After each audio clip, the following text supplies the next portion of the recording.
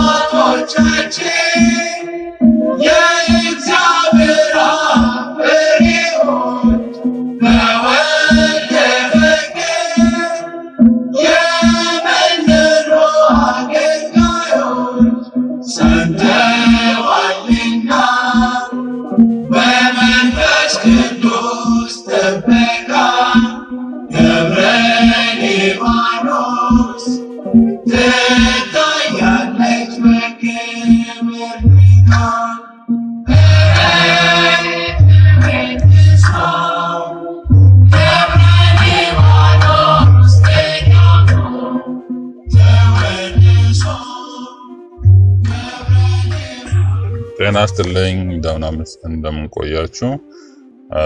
እንግዲህ የዛሬውን ፕሮግራም በጸሎት እንደተለመደው እንጀምራለን። ሼር እያደረጋችሁ አሁን የምነጋገረው በጣም ወሳኝ ስለሆነ ነው እና ሼር አድርጉ ለብዙ ሰው መስማት ያለባቸው ሰዎች ስላሉ ሼር እንድታደርጉ ጠይቃለሁ። አሁን ወደ ጸሎቱ እንሄዳለን። በስመ አብ ወወልድ ወመንፈስ ቅዱስ አሐዱ አምላክ። አባታችን ሆይ በሰማይ የምትኖር ስምህ ይቀደስ፣ መንግስትህ ትምጣ፣ ፈቃድህ በሰማይ እንደሆነች እንዲሁም በምድር ትሁን። የዕለት እንጀራችንን ስጠን ዛሬ፣ በደላችንን ይቅር በለን እኛም የበደሉንን ይቅር እንደምንል። አቤቱ ወደ ፈተና አታግባን ከክፉ አድነን እንጂ መንግስት ያንተ ናትና፣ ኃይል፣ ክብር፣ ምስጋና ለዘላለሙ አሜን። እመቤቴ ማርያም ሆይ በመልአኩ ቅዱስ ገብርኤል ሰላምታ ሰላም እልሻለሁ። በሐሳብሽ ድንግል ነሽ፣ በሥጋሽም ድንግል ነሽ። አሸናፊ እግዚአብሔር እናት ሆይ ሰላምታ ላንቺ ይገባሻል።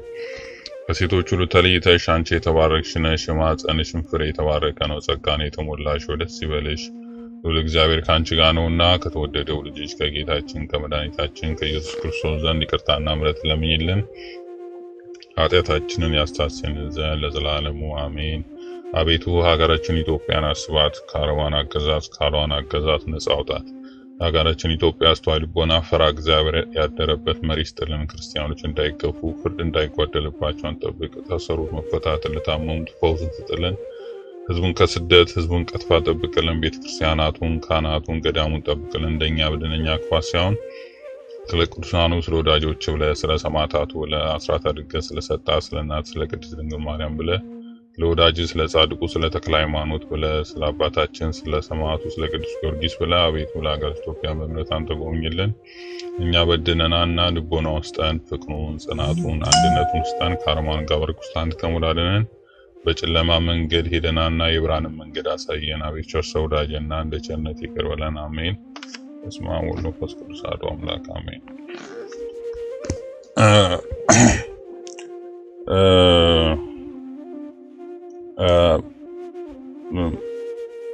እንግዲህ አሁን የዛሬውን እንትን አርስቱ ላይ የምንወያየው እንደሚታወቀው ሁላችንም እንደምናውቀው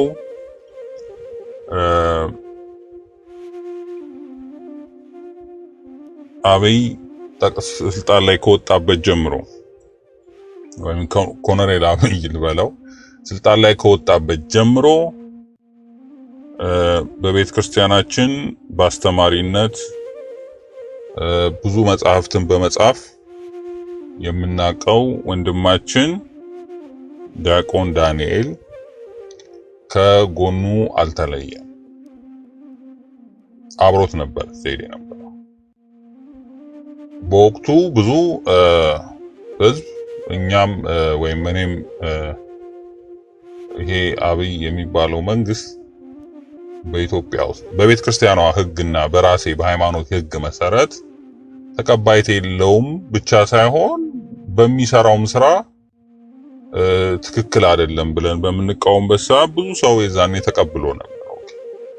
የዛኔ አካባቢ እንግዲህ እነዚህ ሰዎች ወይም ዲያቆን ዳንኤል በአካባቢው በመኖራቸው ለብዙ ሰዎች ጥሩ ምልከታ ሆነው ታይቷልና ይሄ ቀላል አይደለም፣ ቀላል ተጽዕኖ አይደለም የሚፈጥረው። ከዚህ በኋላ ግን ያ ነገር መቀጠል የለበትም። ስለዚህ ግልጹን አውጥተን መነጋገር አለብን። ከቤተ ክርስቲያናችን ህግ አንጻር ቤተ ክርስቲያናችን ህግ ምን ይላል የሚለውን በዛ ነው የምንነጋገረው። ስለዚህ አርስቱ ዲያቆን ዳንኤልና መሰሎቹ በአብይ ዙሪያ ያሉ ሰዎች ከመጽሐፍ ቅዱስ ማቴዎስ ምዕራፍ 24 ላይ አንድ ባሪያ ለሁለት ጌቶች መገዛት አይችልም ከሚለው አርስት ነው የምንነሳው።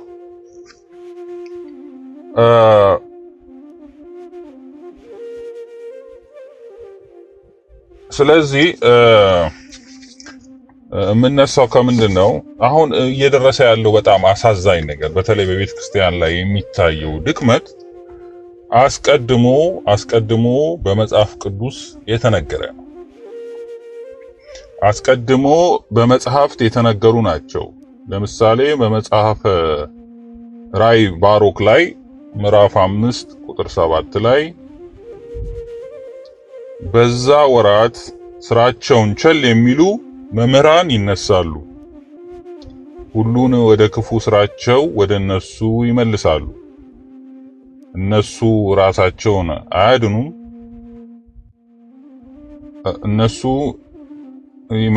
እነሱ ራሳቸውን አያድኑም ብሎ ተናግሯል። ስለዚህ አሁን እየሆነ ያለው እነዚህ መምህራን የሚባሉት በቤተ ክርስቲያን ላይ በሚደርሰው በደል፣ በሀገር ላይ በሚደርሰው በደል እንደነ ኤልያስ ላይ በግለሰብ ደረጃ እንኳን ሰው ርስቱን ሲቀማ፣ ከቤት ሲፈናቀል፣ ልጆቹ ሜዳ ሲጥል ወጥተው ይናገራሉ ወይ? እንደነ ኤልያስ ሰው እውነት የእግዚአብሔር ሰዎች ናቸው ወይ? ብዙ በዛ በአካብ ናቡቴን መሬት ፈልጎ ባፈናቀለው ጊዜ ማፈናቀል ብቻ ሳይሆን በሐሰት ወንጀሎ ባስገደለው ጊዜ ብዙዎች መምህራን ነባዮች፣ ሽማግሌዎች ባጠገቡ ዙሪያው ነበሩ፣ ግን ምንም አላሉ። ለዛውም ለአካብ ነው የመሰከሩት። እነዛ ምናምንቴዎች የተባሉ ሽማግሌዎች ለአካብ ነው የመሰከሩት። አካብን ናቡቴ አካብን ሰድቧል ብለው ተናገሩ። ስለዚህ የዛሬዎቹ ምናምንቴ የተባሉ ሰዎች ለናቡቴ ከመቆም ይልቅ ለአክዓብ እየቆሙ ነው። እውነታው ይሄ ነው የሚያሳየው። የእግዚአብሔር ሰው የመሆን ምልክቱ ለድሃ መቆም ነው። የእግዚአብሔር ሰው ምልክቱ ከድሆች ጋር፣ ከተቸገሩ ጋር፣ ከተገፉት ጋር መቆም ነው። ስለዚህ የዛሬ ዓመቱ ሙሴ የተባለው የዛሬው ግን ገፊ ሆኗል። ሰዎችን የሚያፈናቅል ሆኗል። በሚሊዮኖችን የሚያስርብ ሆኗል።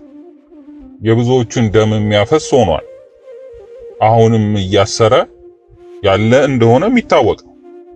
ስለዚህ በዚህ ሁኔታ የቤተ ክርስቲያን አገልጋዮች ከአክዓብ ጋር መቆም የለባቸው።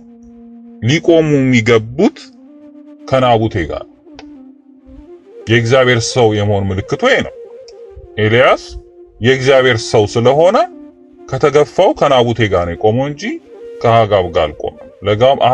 አክዓብን ተቃወመው። መቃወም ብቻ አይደለም፣ ተዋጋውም። ከሰማይ እሳት እያዘነበ ወታደሮቹን እየበላ ተዋጋው። አክዓብን ብቻ አይደለም፣ ምድሩ ሰማዩ ሁሉ ዝናብ እንዳያዘም ነው የዘጋበት። ይሄ ነው እውነታው። ስለዚህ የአንድ ሰው ግፍ፣ አንድ ሰው በግፍ ደሙ ፈሰሰ ብሎ ኤልያስ ይሄን ያክል ድረስ አድርጓል። የእግዚአብሔር ሰው መሆን፣ ለሕግ መታዘዝ ይሄ ነው። ቀናተኝነት፣ ባልንጀራ እንደራስ አድርገህ ውደድ የሚለው ሕግ ይሄ ነው የሚያሳይ። ከሕግ ሁሎች ሁሉ በላይ ደግሞ ሕግ የሆነው እግዚአብሔርን በፍጹም ልብ በፍጹም ሐሳብ ውደደው የሚለው ሕግ ከቤተ ክርስቲያን ጋር በስራ የሚገናኝ ነው። ከእግዚአብሔር ቤተ መቅደስ ጋር የሚገናኝ ነው። 28 ቤተ መቅደስ እየተቃጠለ ቤተ ክርስቲያን እየፈረሰ እንዴት ነው ከአክዓብ ጋር መቆሙ ስለ አክዓብ መመስከር የሚቻለው? ለዚህ ነው አምላካችን ጌታችን ኢየሱስ ክርስቶስ አንድ ባሪያ ለሁለት ጌቶች መገዛት አይችልም ይልና፣ አንድ ባሪያ ለሁለት ጌቶች መገዛት አይችልም፣ አለዚያ ግን አንዱን ያሳዝነዋል ሌላውንም ደስ ያሰኘዋል ይላል። አንዱን ያሳዝነዋል ሌላውን ደስ ያሰኘዋል። ስለዚህ አሁን ከማን ጋር ማንን ነው ለማስደሰት እየቆሙ ያሉት? እግዚአብሔርን ለማስደሰት ነው ወይስ የምድር የሆኑ ነገስታቶችን አብይን ለማስደሰት ነው? እነ ዲያቆን ዳንኤል አይነትና መሰሎቹ የሚያደርጉት ስራ ማንን ለማስደሰት ነው? ሁለቱ አንድ ላይ የሚሄዱ አይደሉም። እግዚአብሔርና የእግዚአብሔር ሕግና አብይ አንድ ላይ የሚሄዱ አይደሉም። አንዱ ላይ ሁለቱን ማስኬድ አይቻልም። አንዱን ማስደሰት አንዱን ማሳዘን፣ ወይ አንዱን ማሳዘን አንዱን ማስደሰት ይሆናል። እየሆነ ያለው ይሄ ነው። የቤተ ክርስቲያናችን ሕግ ምን ይላል? ፍትሐ ነገሥት። ስለ ፍትሐ ነገሥት ላውራ ትንሽ። ፍትሐ ነገሥት የቤተ ክርስቲያናችን ሕግ ነው። የቤተ ክርስቲያናችን የምትመራበት ሕግ ነው። በኢትዮጵያ ውስጥ በ12ኛው ክፍለ ዘመን በአፄ ዘርዓ ያዕቆብ አማካኝነት ተተርጉሞ ለኢትዮጵያ ውስጥ በተለይ ተጠርዞ ለቤተ ክርስቲያናችን ወይም ለሀገራችን ሕግ ሆኖ እንድንጠቀምበት ፍትህ መንፈሳዊ፣ ፍትህ ስጋዊ ተብሎ የተቀመጠ። ስለዚህ በዚህ በፍትህ መንፈሳዊ ሕግ ስለ ኤጲስቆጶስ በሚናገርበት ቁጥር 199 እንዲህ ይላል። የተሰጠ ሕግ አለ። ቤተክርስቲያን ያለ ሕግ አይደለም የምትመራው። ይህ ፍትሐ ነገሥት ቅድም እንዳልኳችሁ ፍትሐ ነገሥት የቤተክርስቲያናችን ሕግ ሆኖ እስካሁን ያገለግላል። የቤተክርስቲያናችን አሰራር የሚወሰነው የሚወጣው ከፍትሐ ነገሥት ነው። የቤተክርስቲያናችን ጳጳሳት ስርዓት የሚታዘዘው ካህን ምን ማድረግ አለበት? ኤጲስቆጶስ ምን ማድረግ አለበት? ጳጳስ ምን ማድረግ አለበት? ምዕመናን ምን ማድረግ አለባቸው? በየት በር መግባት አለባቸው? በየት በር መውጣት አለባቸው? የቤተ ክርስቲያን አሰራር ምን መምሰል አለበት? ስርዓተ ቁርባን፣ ስርዓተ የቤተ ክርስቲያን ምን መሆን አለበት? ይሄ ሁሉ የቤተ ክርስቲያን ሕግ የሚወጣው ከፍትሐ ነገሥት። ከዚህ በፊት ስለ ፍትሐ ነገሥት በተነጋገርንበት ጊዜ በተቀነባበረ መንገድ ፍትሐ ነገሥት ከቤተ ክርስቲያን ስርዓት ውስጥ በአማካይ እንዲወጣ ተደረገ። የፍትሐ ነገሥት ፍርድ ቤቶች ነበሩ፣ አሁን የሉ። የፍትህ መንፈሳዊ አሰራር ግራ በሚያጋባ ሁኔታ ለቤተ ክርስቲያን መፍትሄ እንዳይሰጥ በሚል ፍትሐ ብሔር ከተተካ በኋላ ፍትሐ ነገሥት ግን ለሲኖዶስ በተወሰነ ደረጃ ይጠቀምበታል፣ ግን ለሚፈልገው ጉዳዮች ይጠቀምበታል እንጂ ሙሉን የቤተ ክርስቲያን የፍትሐ ነገሥቱን በተግባር መዋል ግን አልተቻለም። ለምሳሌ ቤተ ክርስቲያን ውስጥ በሚነሱ ማንኛውም ግጭቶች አማካኝነት የሚነሱ ችግሮችን በፍትሐ ነገሥት መዳኘት አልተቻለም። ከዛ ይልቅ በፍትሐ ብሔር ውስጥ እየሄዱ ነው ክርክሮቹ እየሄዱ ያሉት። ለዚህ ነው ብዙ ጊዜ ደጋግሜ እንደተናገርኩት ፍትሐ ነገሥት ፍርድ ቤት ያስፈልገናል። ፍትሐ ነገሥት ዳኞች ያስፈልገናል።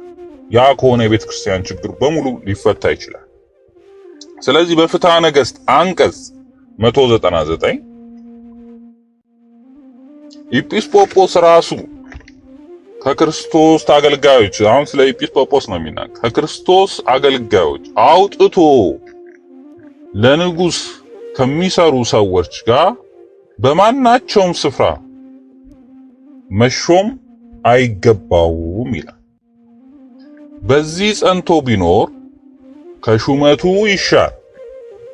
ጌታችን አንድ ባሪያ ለሁለት ጌታ መገዛት አይቻልም፣ አለዚያ ግን አንዱን ያሳዝነዋል ሌላውንም ደስ ያሰኘዋል ይላል። ስለዚህ ይሄ አሁን የሚናገረው ለኤጲስቆጶሳትም ቢሆን ለጠቅላላ ለቤተ ክርስቲያን አገልጋዮች ሁሉ የሚሰራ ከንጉሥ ጋር በማንኛውም ሹመት ውስጥ ተሹሞ መስራት አይችልም የቤተ ክርስቲያን አገልጋይ የሆነ ኤጲስቆጶስ። እቀጥላለሁ፣ ወደዛ ወርድበታል።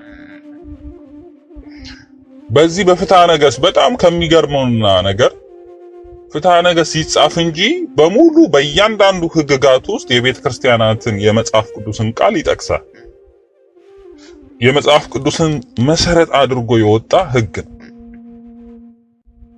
ሕግ ደግሞ ምዕመናን የምንኖሩት ነው። አሁን ሃይማኖት እና ምግባር ማለት ምንድነው? ሕግ መፈጸም ነው። ስለዚህ ለሕግ የማይታዘዝ ለእግዚአብሔር ይታዘዛል ማለት አይደለም።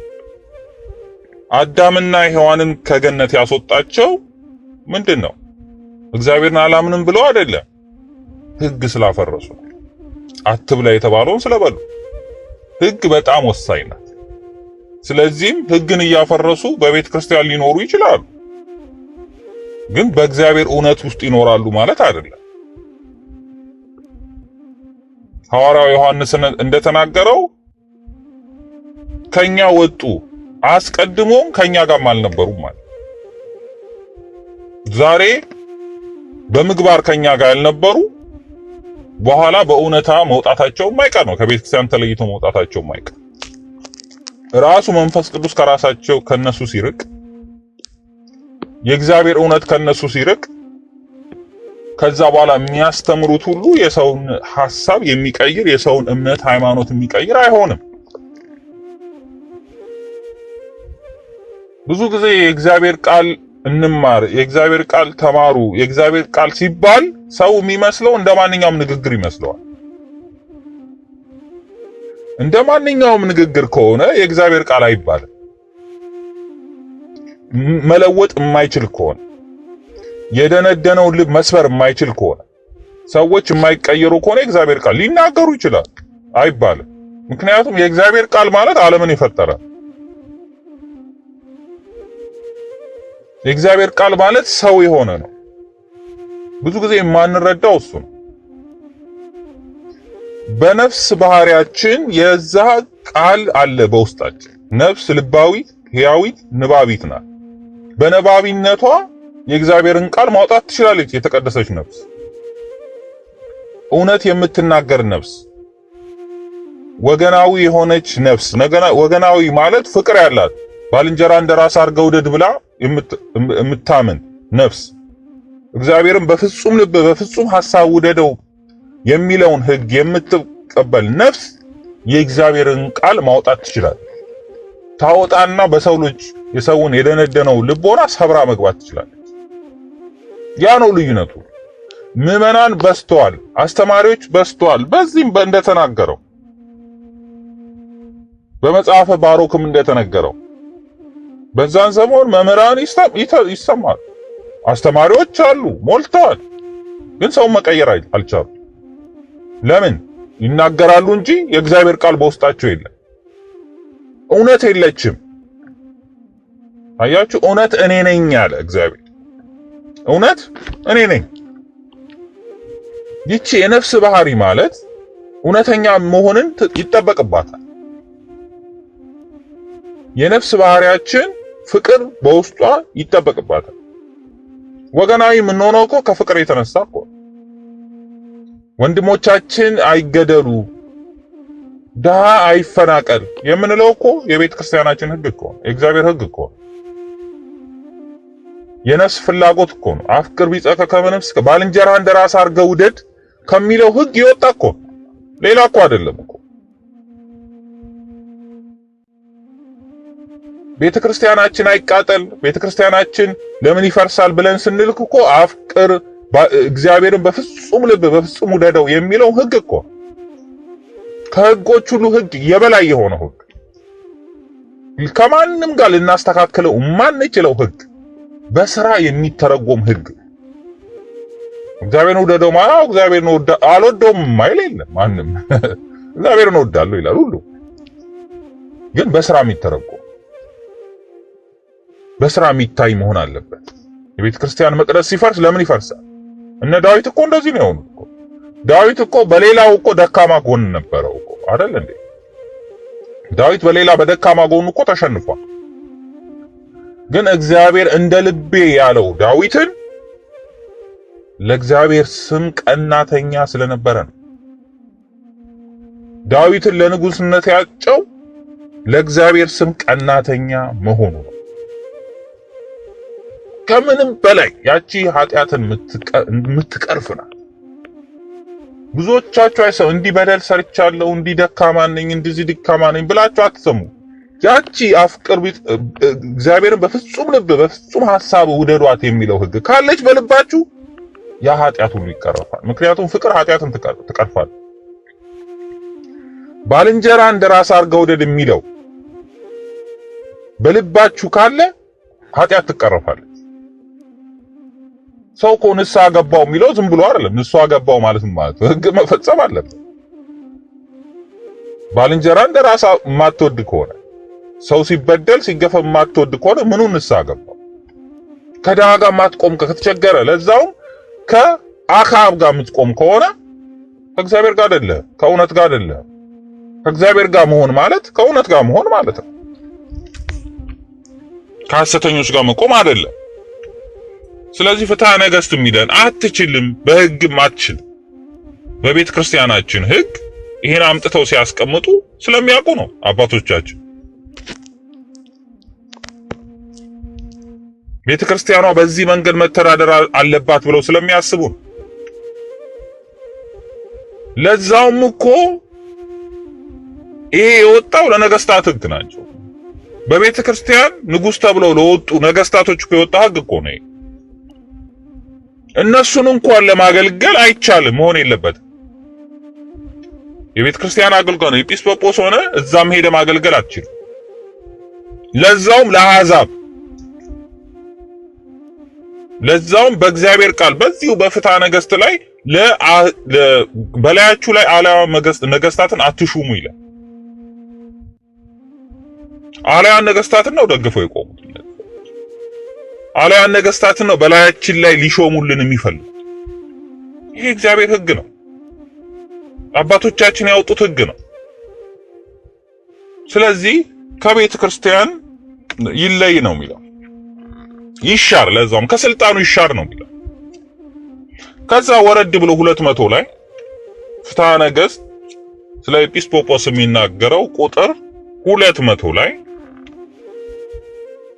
ኤጲስቆጶስ ወይም ቤተክርስቲያንን ከሚያገለግሉ አንዱ እዚህ ደግሞ በደንብ ያብራራዋል።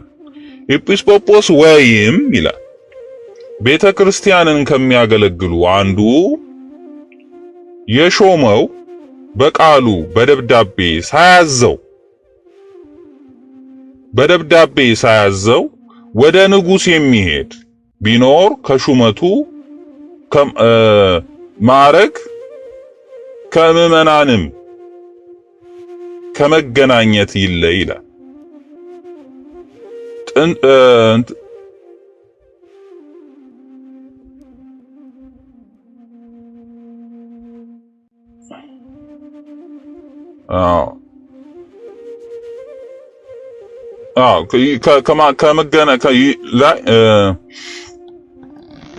ከምዕመናን ከመገናኘት ይለይ ይላል። ስልጣን ካለው ክብሩ ሁሉ ይለይ ይላል። ከስልጣንም ካለው ከሁሉም ነገር ይሻር፣ ከምዕመናንም አይገናኝ። ምንድነው? ኤጲስቆጶስ ወይም የቤተ ክርስቲያን ከሚያገለግሉ አንዱ የሾመው በቃሉ በደብዳቤ ሳያዘው። ለምሳሌ ኤጲስቆጶስ ምን ይሾማሉ? ዲያቆን ይሾማሉ። ኤጲስቆጶስ ካህን ይሾማሉ። እነሱ የሾሙት ዲያቆን እንዲሆን የሾሙት ሰው፣ ጳጳስ እንዲሆን ካህን እንዲሆን የሾሙት ሰው ያለ እነሱ ደብዳቤ ትእዛዝ፣ ያለ ቤተ ክህነት፣ ያለ ጳጳስ ወይ ባለ ቤተ ክህነት አሰራር በራሱ ፍቃድ ሄዶ ለንጉስ ሳያዘው ወደ ንጉሱ ወይ በደብዳቤ ሳይታዘዝ ወደ ንጉስ የሚሄድ ቢሆን ከሹመቱ ማዕረጉ ከማንም ከምዕመናንም ከመገናኘት ይለይ ነው የሚለው።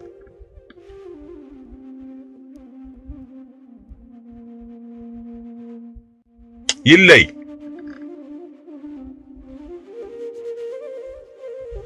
ለመገናኘት እኮ ነው፣ ለአገልግሎት አይደለም። ቅድም ያለው ለአገልግሎት ነው። መሾም አይችልም በማንኛውም ደረጃ። ለምሳሌ ኤጲስቆጶስ ሆኖ በቤተ ክርስቲያን በመንግስትም በኩል ሄዶ በስልጣን ወይ በሌላ ነገር መስራት አይችልም ይላል። እሱ አንድ ሆኖ ወይም በቤተ ክርስቲያን አገልጋይ ሆኖ በዛ ውስጥ በመንግስት ውስጥ ሄዶ መስራት አይችልም ካለ በኋላ እሱ አንድ ሆኖ፣ ሁለተኛው ሌላው ነገር ከእንደገና በኤጲስቆጶስ የተሻለ ዲያቆንም ካህንም ምንም ቢሆን ሄዶ መገናኘትም አይችልም ያለ ደብዳቤ ግንኙነት። ማለት ኦፊሻል የሆነ ግንኙነት ነው የሚያስፈልገው ከመንግስት ጋር። የሚሮነው መንግስት የሚላቸው እዚህ ጋር ነገስታቶቹን ነው። አስቡት፣ ነገስታቶቹ ጋር እንኳን ለመገናኘት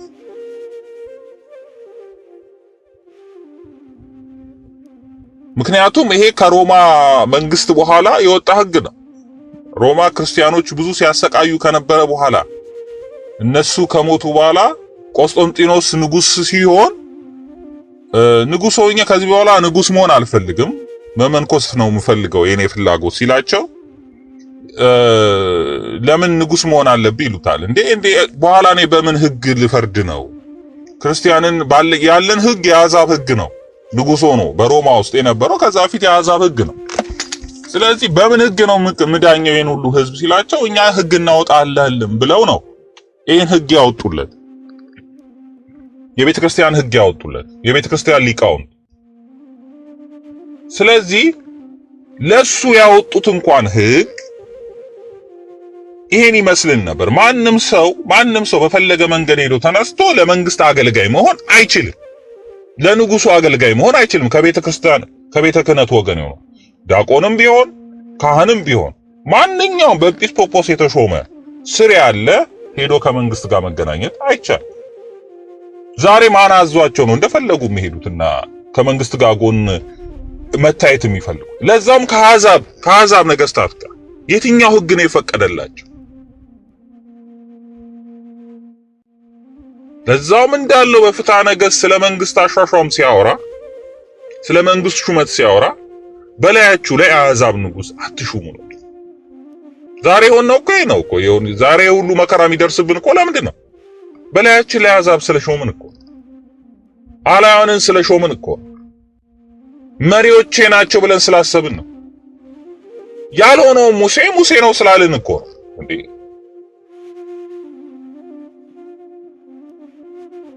ሙሴ እንደዚህ ነው እንዴ?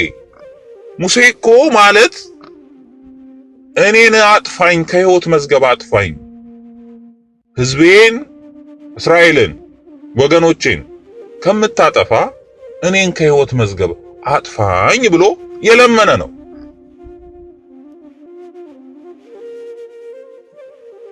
ዛሬ ለስልጣን ብለው ሊጨፈጭፉ የመጡት አሕዛብ ይሄን ሊል አይችልም። እግዚአብሔርን የማያምን ሰው ይሄን ሊልህ አይችልም። አያምንማ። መጀመሪያው ወገኖቹን አሳልፎ ይሰጣል እንጂ እኔን አሳልፎ ልሙት ብሎ ለእግዚአብሔር ራሱን አሳልፎ አይሰጥም። የድሮ አባቶቻችን ሰጥተዋል፣ እነዚህ ግን አይሰጡም። ለዚህ ነው አላውያንን አትሹሙ የሚለው። ዋሸን፣ ቀባጠርን ብዙ ከእግዚአብሔር አስተምሮ ውጪ ነው እየሄድን ያለ ነው እየተካሄደ የነበረው። አሁንም በዛ መንገድ መሄድ የለብንም። እንደዛ አይነት ሰው ዲያቆንም ካለ ከድቁናው ተሽሯል። ከምዕመናን ይለይ፣ ከህዝቡ ይለይ ነው የሚለው።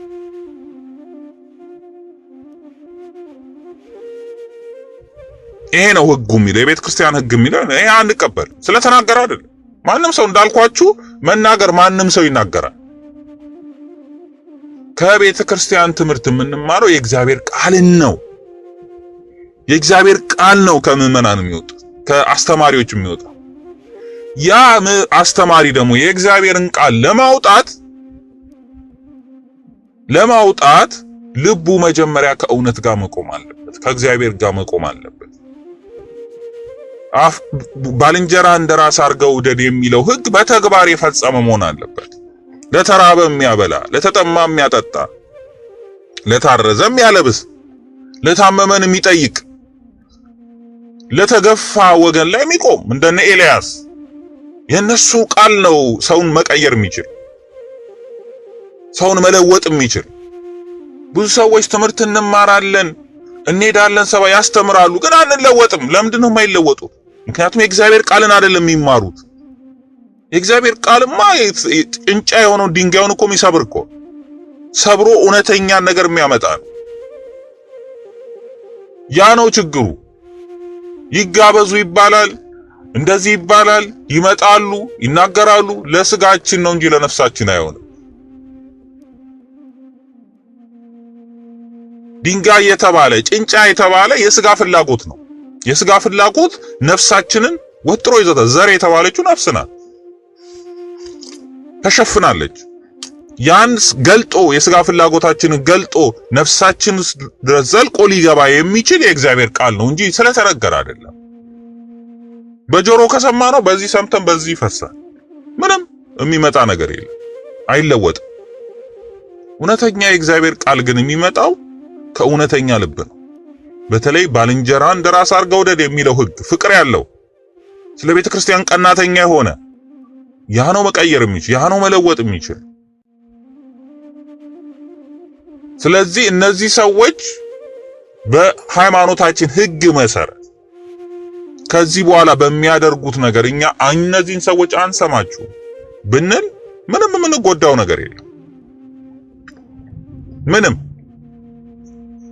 ቢናገሩ ምንም ሄደም ቁጭ ብንም ቢያስተምሩ ምንም የሚፈጠረው ነገር የለም። አይለውጠንም እኛን ህይወታችን። ለዛውም እያሳሳቱን ነው። ምዕመናን እያሳሳቱት ነው። ለአሕዛብ እንዲገዙ እያደረገ ነው። ለአረማውያን እንዲገዙ እያደረገ ነው። ለቄሳር እንዲገዙ እያደረገ ነው። በዕለተ ዓርብ ያሉት ንጉሳችን ልስቀለውን ሲላቸው እኛ ያለ ቄሳር በስተቀር ሌላ ንጉስ የለንም። እነዚህ ሰዎች እያደረጉ ነው ያለው ያለ ቄሳር በስተቀር ሌላ ንጉስ የለንም እንድንል ነው እያደረጉ ያሉት። ምዕመናኑ እንዲሉ ነው ያደረጉት። ያለ አብይ በስተቀር መሪ የለንም እያሉ አይደል? መሪ ከየት ሊመጣ? ይሄ የሚያስብለው ምንድን ነው? እነዚህ ሰዎች ከዛ ስለቆሙ መሪያችሁ እሱ ነው ይሉናል። ነፍስ የሚያጠፋውን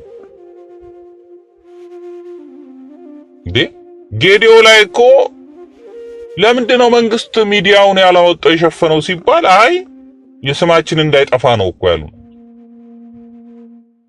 ከሰዎች መሞት ይልቅ የሱ ስም እንዲጠፋ የማይፈልግ መሪ ሊሆን አይችልም። መሪ ሊሆን አይችልም። ሙሴ ግን እንደዛ አይደለም።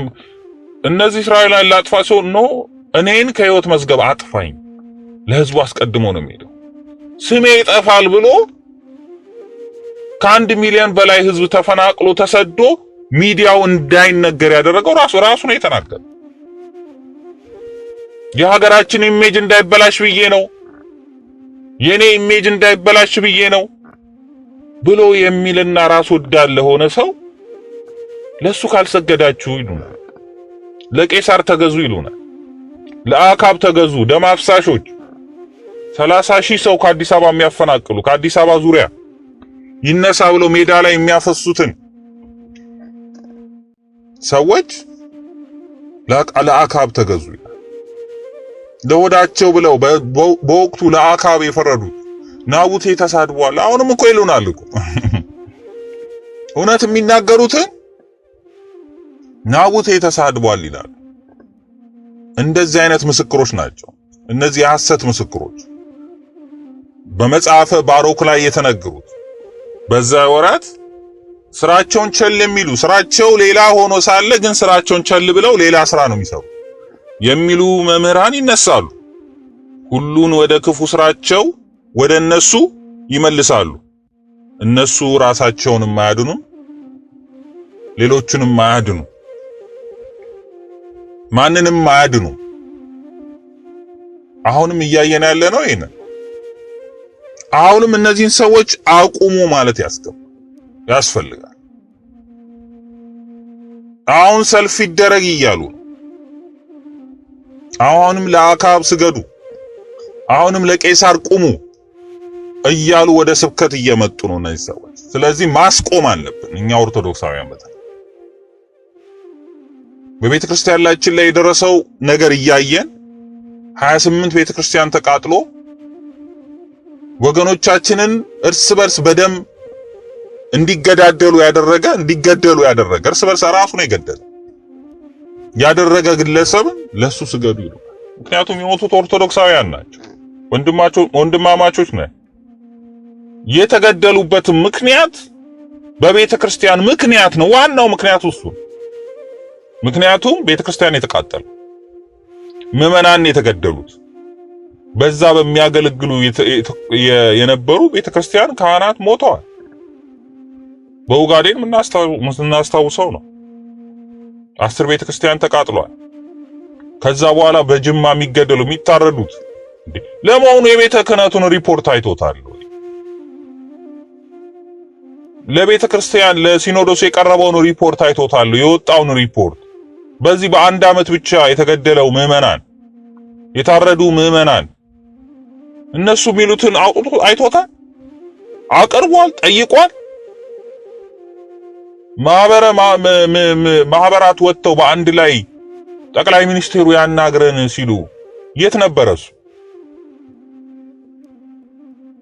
ጠቅላይ ሚኒስቴሩ ያናግሩን በቤተ ክርስቲያናችን ጉዳይ እሱ ብሎ ጠይቋል?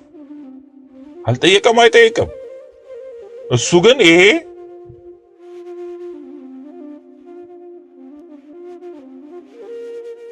የሱ ሰዎች እንዳይከሰሱ ብሎ ምናልባት ለራሱ ጥቅም ብሎ እኔ ከሰስ ይሆን ብሎ ነው ይሄን ሁሉ ደም ያፈሰሰው። ያ የክርስቲያኖች የተገደሉት ወይም አማሮች በዛ ቦታ ላይ የተገደሉት ጄኖሳይድ የተደረገው በማንኛውም በማንነታቸው ምክንያት የተገደሉት ሰዎች ያንን ለማጥፋት ብሎ ነው ይሄን ሁሉ ርቀት ሄዶ ለዚህ ሁሉ ሞት የተዳረገው። ከማን ጋር ነው የቆመው? አብይ ከማን ጋር ነው የቆመው? ማንን ነው እያስታጠቀ ያለው? ማንን ነው እርዱን የሚለው?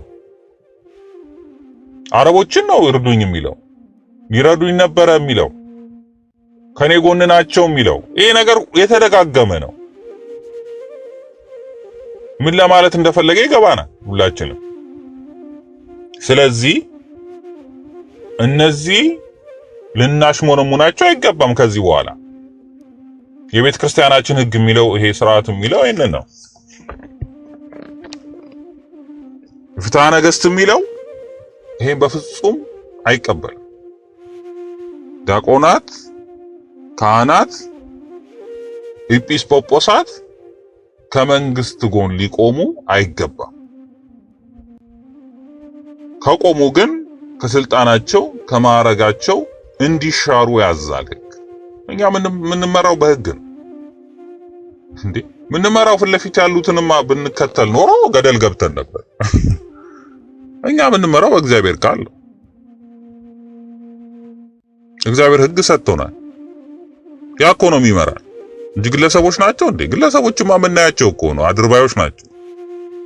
የቤተ ክርስቲያን ሕግ ላላውያን ነገስታት፣ ላላውያን መሪዎች አትገዙ፣ አትሹሙ ይላል። እነሱ ግን ከነዛ ጎን ጎን ነው ሲሉ፣ አንዴ ሙሴ ሲሉ፣ አንዴ ሙሴ ሲሉ፣ እነሱም ብንሰማ ኖሮማ ገደል ገብተን ነበር። አሁንም የዋሃው ምዕመናን ገደል እንዳይገቡ እየከተቱት የተከተሉ ሰዎች አሉ። ስለዚህ እነሱ መዳን አለባቸው። ልንናገር ይገባል። ከአሕዛብ ጋር ምንድነው አድርባይነት? ከእንደዚህ አይነት አላውያን መሪዎች ጋር ንጹሐንን ደም የሚያፈሱ ድሆችን የሚያፈናቅሉ ድሆችን አፈናቅለው አረቦችን መጥተው እንዲሰፍሩ የሚያደርጉ ሌሎች ዜጎችን አምጥተው እንዲሰፍሩ የሚያደርጉን እነዚህ አላውያን መሪዎችን የሚደግፉ ሰዎች ትክክል አይደላችሁም፣ የቤተ ክርስቲያናችን ሕግ ይሄ ይላል ብለን መናገር አለብን፣ መገሰጽ አለብን። መናገር ደግሞ መፍረድ አይደለም። አንዳንድ ሰዎች አትፍረድ ይፈረድብሃል ይላሉ። አትፍረድ ይፈረድብሃል የተባሉ በምንድን ነው? ፍርድ የሚደረገው መቼ ነው? እሱን ሳያውቁ በመሃል ግን በኃጢአታቸው የሚኮሩ በስራቸው ትክክል ነን ብለው የሚነግሩትን እነሱንማ ከመሃላችን እንድንለይ ቅዱስ ጳውሎስ ተናግሯል። እናንተ በውስጣችሁ ያሉትን ፍረዱ፣ በውጭ ያለውን ደግሞ እኔ እፈርዳለሁ ይላል። ስለዚህ በውስጥ ሆኖ በኃጢአት የሚኮሩትን የእግዚአብሔር ቃል የሚጥሱትን እነሱ ላይ መፍረድ እንችላለን። አትፍረድ ይፈረድብሃል ያለው አንድ ሰው በኃጢአት በንስሐ ኖሮ ወደ ንስሐ ቢገባ በንስሐ ቢመለስ ወደ ቤተ መቅደስ ቢመጣ ወደ እግዚአብሔር ቢመጣ አይ አንተ ይሄን ኃጢአት ስትሰራ ነበርና ከዚህ በኋላ እግዚአብሔር ይቅር አይልህም፣ ይሄን ነው አትበሉ ያለ። ይሄን አንችልም። እግዚአብሔር ይቅር ይበለው አይበለው የምናውቀው ነገር የለም። ይሄን ፍርድ መስጠት አትችልም። ይሄ እግዚአብሔር ፍርድ ብቻ ነው። በተረፈ ግን ሰዎች በደል ሲሰሩ ክፉ ሲሰሩ ታዲያ እነ ኤርሚያስ ፈራጆች ነበሩ ማለት ነው። እነ ኤርሚያስ ምን ብለው ነበር ያስተማሩት? እነ ዳንኤል ምን ብለው ነው ያስተማሩት? እነ ኤልያስ ምን ብለው ነው ያስተማሩት? ትክክል አይደሉ? ኃጢአት ሰው በደል ሲበድል ዝም ነው ማለት መባል ያለበት። ስለዚህ እየፈረዱ ነው ማለት ነው በሰው ላይ፣ በአካብ ላይ እየፈረዱ ነው። ንጉስ ስም እያጠፉ ነው፣ ስም እያጠለሹ ነው።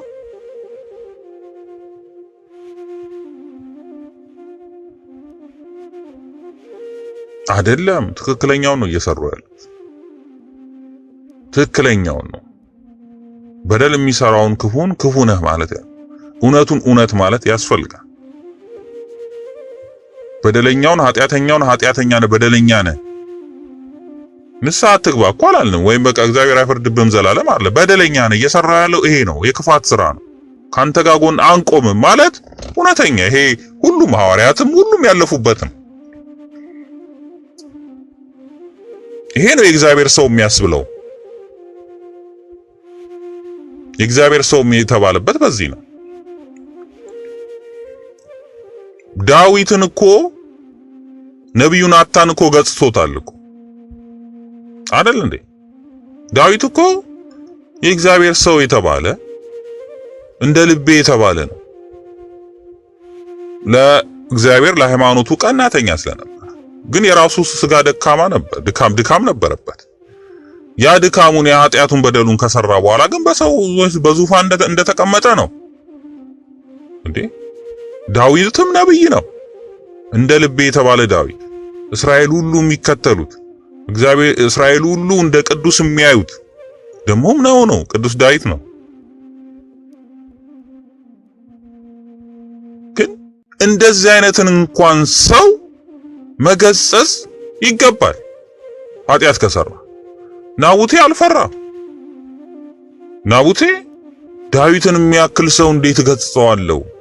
ዳዊትን የሚያክል ሰው እንዴት እናገረዋለሁ? ይሄ ለኔ በጣም ከባድ ነው ብሎ አላለም። አንዳንድ አሁን ዳቆን ዳዊትንም እንኳን ዳቆን ዳንኤልንም አትናገረው የሚሉ ሰዎች ሊኖሩ ይችላል። ናቡቴ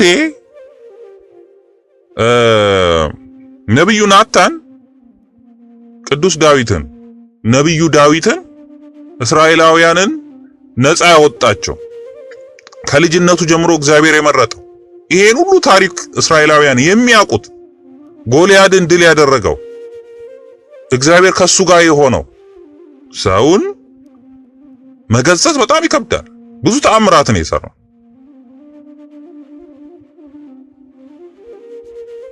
አንተ ማን ሆነ ነው ይሉኛል ብሎ አላለም። ሰው በደል ከሰራ በደል ሰራ ነው። ኃጢአት ከሰራ ኃጢአት ሰርተሃል ማለት ተገቢ ነው፣ ይገባል።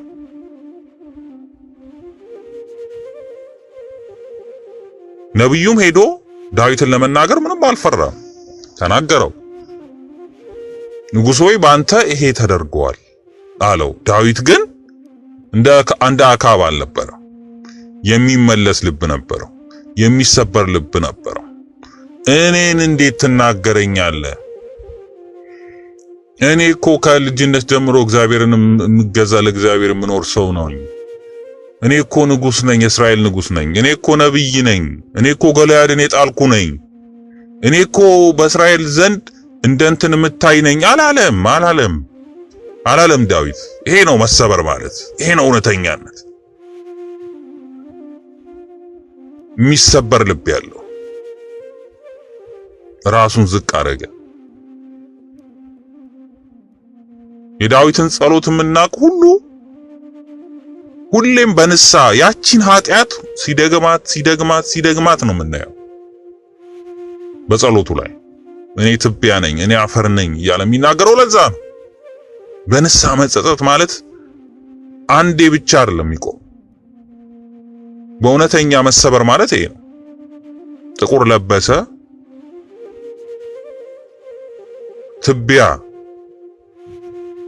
ትቢያ ላይ እየተኛ ጉድጓድ ቆፍሮ ንስሐ ገባ። ዛሬም ሊሉ ይችላሉ፣ እኛ እኮ ብዙ መጽሐፍ ጽፈናል፣ እኛ እኮ ምዕመናን ተከታይ አለን፣ ብዙ ላይክ አለን፣ ስናገር ምናምን አሁንማ መንግስት ጋር ሄደን ምናምን ሊሉ ይችላሉ። መጽሐፍ ጽፈናል ምናምን ሊሉ ይችላሉ። የፈለጉትን መሆን ይችላሉ። ግን እውነት ናት። እውነትን ከመናገር ወደ ኋላ አንልም።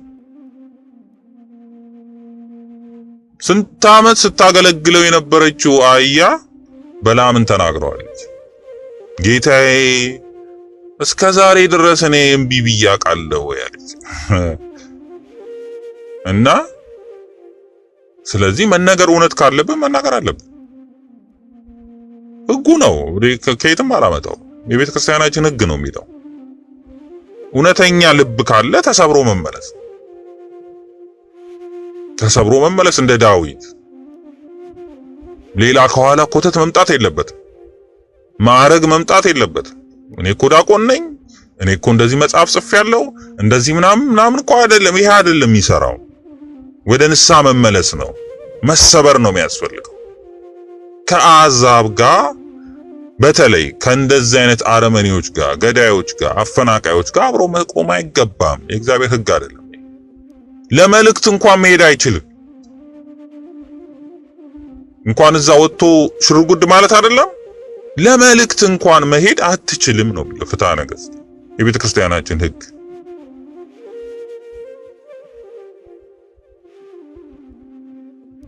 አይቻልም። ሁላችን ምዕመናን ማሰብ አለብን። ይሄን ሁሉ የሚክድ ሁሉ የተወገዘ ነው፣ እንዳለ የተወገዘ የተለየ ነው። አለመናገር መጥፎ ነው። በተለይ ድህነት፣ በድሃ ላይ እንደዚህ አይነት ግፍ ሲሰራ፣ ሰዎች ሲፈናቀሉ፣ አንድ ነፍሰ ጡር ሴት ነፍሰ ጡር የሆነች ሴት ቤቷ ፈርሶ ሜዳ ላይ ወድቃ በዛም ምክንያት ስትሞት አይቶ የማይናገር ሰባኪ ነኝ ዲያቆን ነኝ ብሎ ማውራት ነውር ነው። ጳጳስ ነኝ ማለት በዚህ ዘመን ነውር ነው። ይሄን የማይናገር ከሆነ ለማመስገን አፋቸውን የቀደመውን ያክል ለምንድን ነው ለመገሰጽ አፋቸው የማይነሳው? ከድሃው ጎን እኮ ማትቆም ከሆነ ምንም ልትሆን አትችልም። የእግዚአብሔር ሰው ልትሆን አትችልም። ከሚበደሉት ጎን መቆም ማትችል ከሆነ የእግዚአብሔር ሰው ልትሆን አትችልም። ከሐሰተኛ ጋር የምትቆም ከሆነ አንተ የዳቢሎስ ወገን ነው የምትሆን። የማዕረግ ጉዳይ አይደለም። ጳጳስም ቢሆን አትፈራው ነው በትርጓሜ ተናገረው። መናገር ማንንም መናገር አለባችሁ እውነት ከያዛችሁ ምንም ችግር የለውም። እንዴ ማንንም እውነት ከያዛችሁ የእግዚአብሔር ሕግ ከያዛችሁ ከእውነት ጋር የምንታገል ከሆነ እንታገል፣ እንነጋገር። ማረጋ ነኝ ማን አይሰራም። ከሌ እንደዚህ ነው በዛ እኮ እንደዚህ መጽሐፍ እንደዚህ አይሰራም። እሱ አይደለም። እሱ እንደዛ አይደለም። እነዚህ ዝም ቢሉ እኮ ዝም በልበላቸው እነዚህ ዝም በልበላቸው እኮ ያሉት እኮ እነሱን ምንም አላሏቸውም እኮ። እነሱ በጣም ሊቃውንት ናቸው፣ የተማሩ ናቸው። ሌላ የሚመሰገን ሰው ሲመጣ ዝም በሉ በላቸዋል። እነሱ ዝም ቢሉ ድንጋዮቹ ይጮሃሉ። ስለዚህ ይሄ ነው የእግዚአብሔር እውነት፣ ይሄ ነው የእግዚአብሔር እውነት። ከድሃ ጋር መቆም ነው፣ ከተቸገሩት ጋር መቆም ነው። ከቄሳር ጋር መቆም አይደለም እንዴ? ከአክዓብ ጋር መቆም አይደለም፣ ከተቸገሩት ጋር መቆም። ኤልያስ ብቻውን ነበር።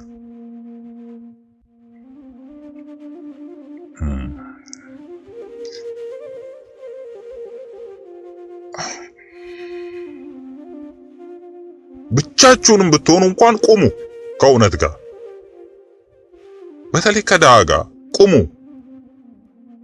ያ ነው ክርስትና፣ ያ ነው ሃይማኖት እንጂ ከአክዓብ ጋር መቆም አይደለም። ኤልያስ አዘነ።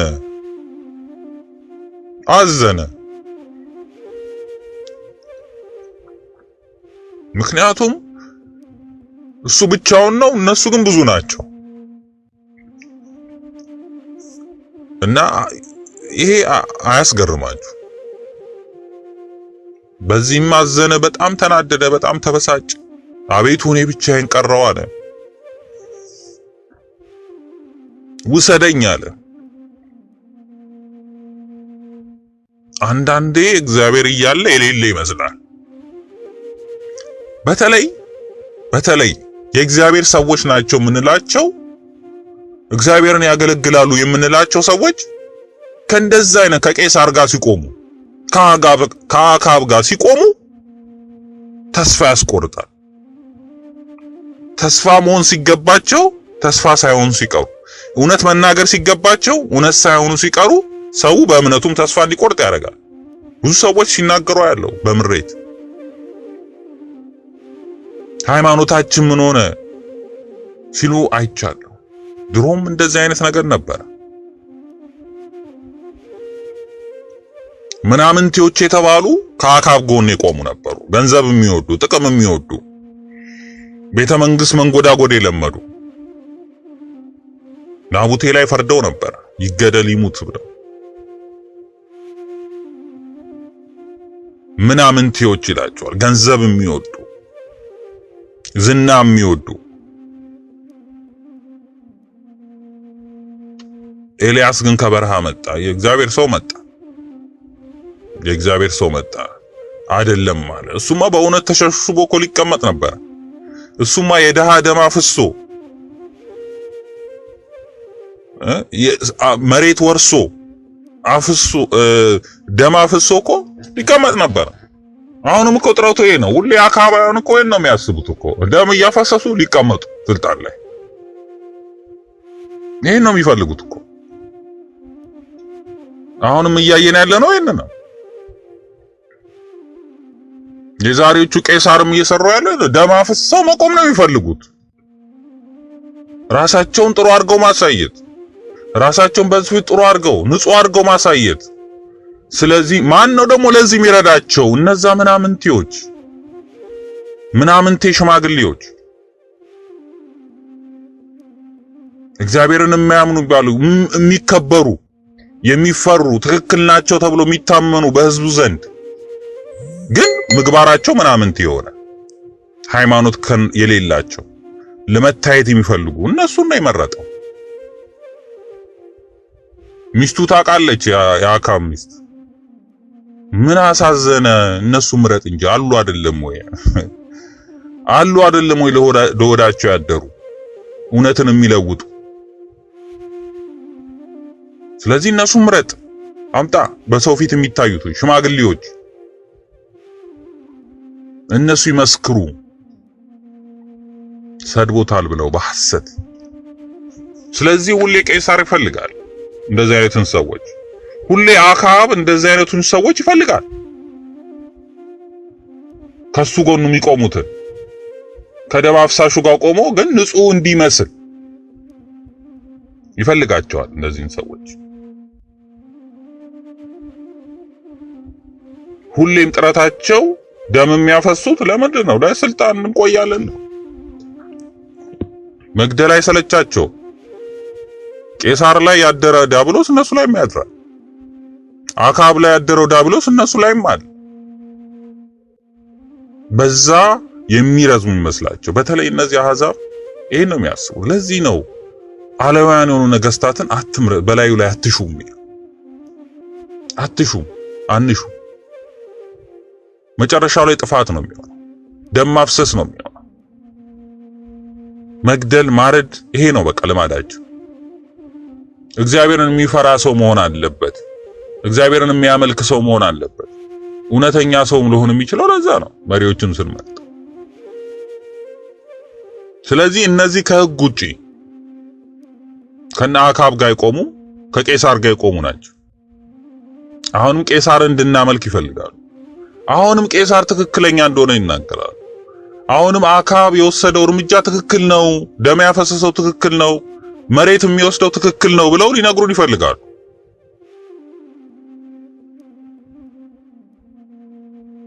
ብዙዎች እያየናቸው ነው። ምናምንቴዎችን ብዙ እያየን ነው። አሁን እየታዘብናቸው ነው። ብዙ ምናምንቴዎች ከደሃ ጋር መቆም ያቃታቸው። ደሃን የሰደበ ምን ይላል? እግዚአብሔርን ሰደበ ይላል መጽሐፈ ሲራክ ላይ። ደሃ እግዚአብሔር ከደሃ ጋር መሆኑን አያውቁም እነሱ። እግዚአብሔር ከደሃ ጋር ነው ያለው፣ አይምሰላችሁ። ክርስቶስ እኮ ሲወለድ በቤተ መንግስት ተወልዶ ቢሆን ኖሮ ደሃ አልቆለት ነበር እኮ። በቤተ መንግስት ቢሆን በትልቅ እንትን ተወልዶ ቢሆን ኖሮ ደሃ ሰውም አይሆን ነበር። እነዛ ሀብታሞች፣ እነዛ የቤተ መንግስት ሰዎች፣ እነዛ ሁሉ ጊዜ ደሃን ሲያሸማቁት ይኖሩ ነበር። እርግማን ነው ይሉ ነበር። ግን አይደለም። አየህ፣ ክርስቶስ ይሄን አይደለም ያደረገው። በበረት ውስጥ ነው የተወለደው። ብዙ ቤተ መንግስት ነበር፣ አላረገም። ራፊ ጨርቅ አልነበረው። እንስሳቶች ናቸው ያሟሟቁት። እግዚአብሔር ሁሉም ጊዜ ደሃን የሰደበ ማን ሰደበ? እግዚአብሔርን ሰደበ።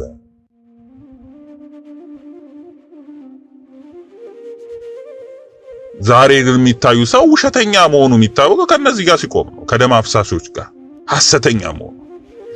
እነዚህ ናቸው የሚቆሙት ያለ ስራቸውን ቸል የሚሉት እነዚህ ናቸው።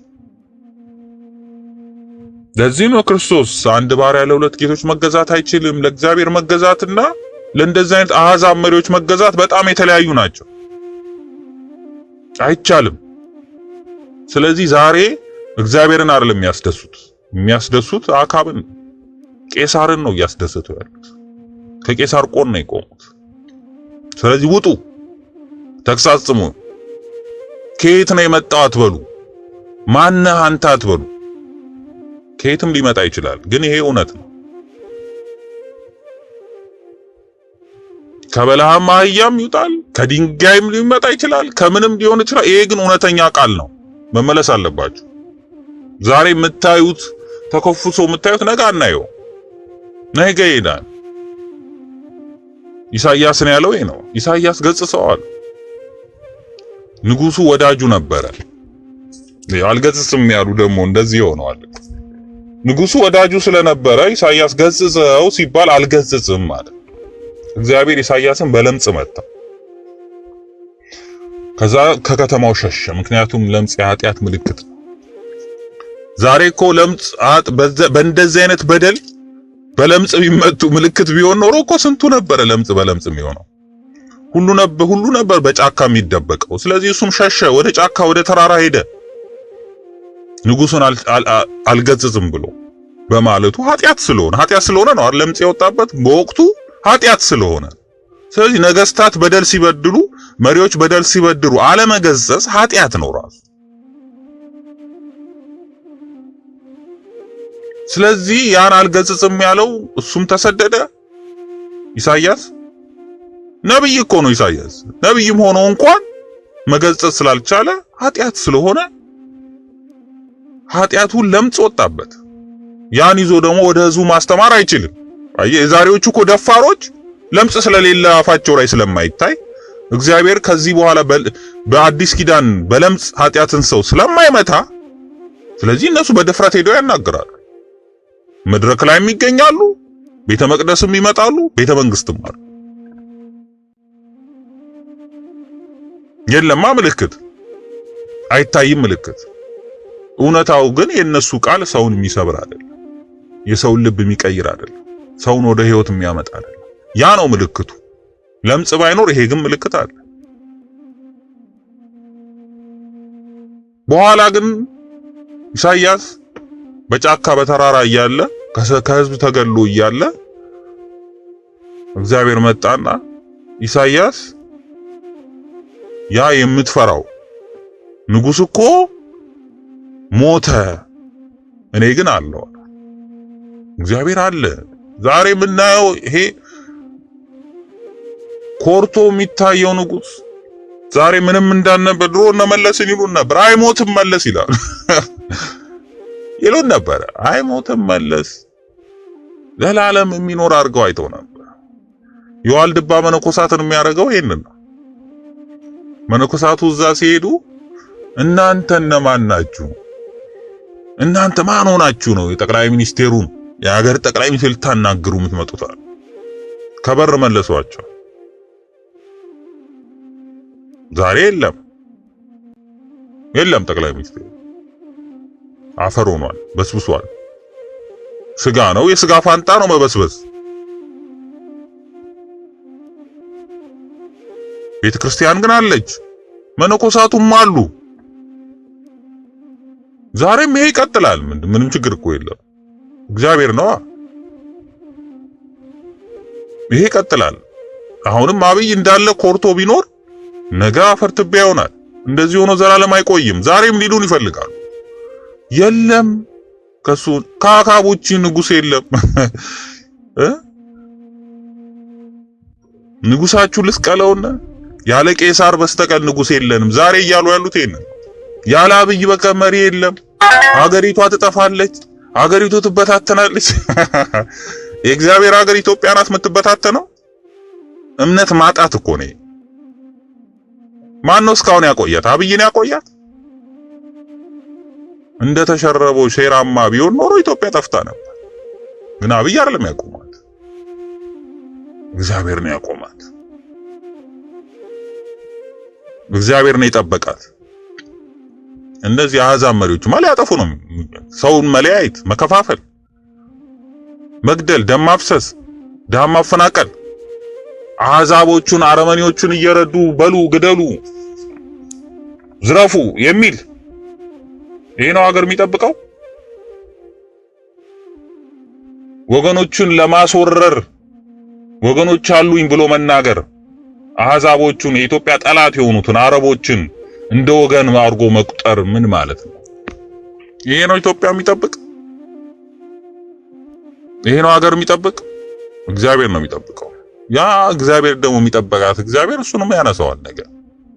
ይሄ ነው እውነታው፣ ይሄ ነው። እግዚአብሔር ግን አለ ዘላለም። ሀገሪቷም ትቀጥላለች። አይምሰላችሁ እንደ ኢትዮጵያ ጠፋለች እንደዚህ ሱሱ ባይኖር የነሱ ወሬ ነው ይሄ። የሥጋ ወሬ ነው ይሄ። እምነት የሌለው ሰው ወሬ ነው። የእግዚአብሔር ሰው ይሄን አይልም። እስካሁን ተጠብቃ የቆየችው በሱ ነው አይደለም፣ አይደለም። በእግዚአብሔር ነው ተጠብቃ ያለችው። ስለዚህ እውነቱን እውነት፣ ሐሰቱን ሐሰት ማለት ነው። ደም ሲያፈሱ ደም አፍስሳል፣ ድሃ ሲበዱ ድሃ በድላል ብሎ ማለት የሚጠበቅ ነው።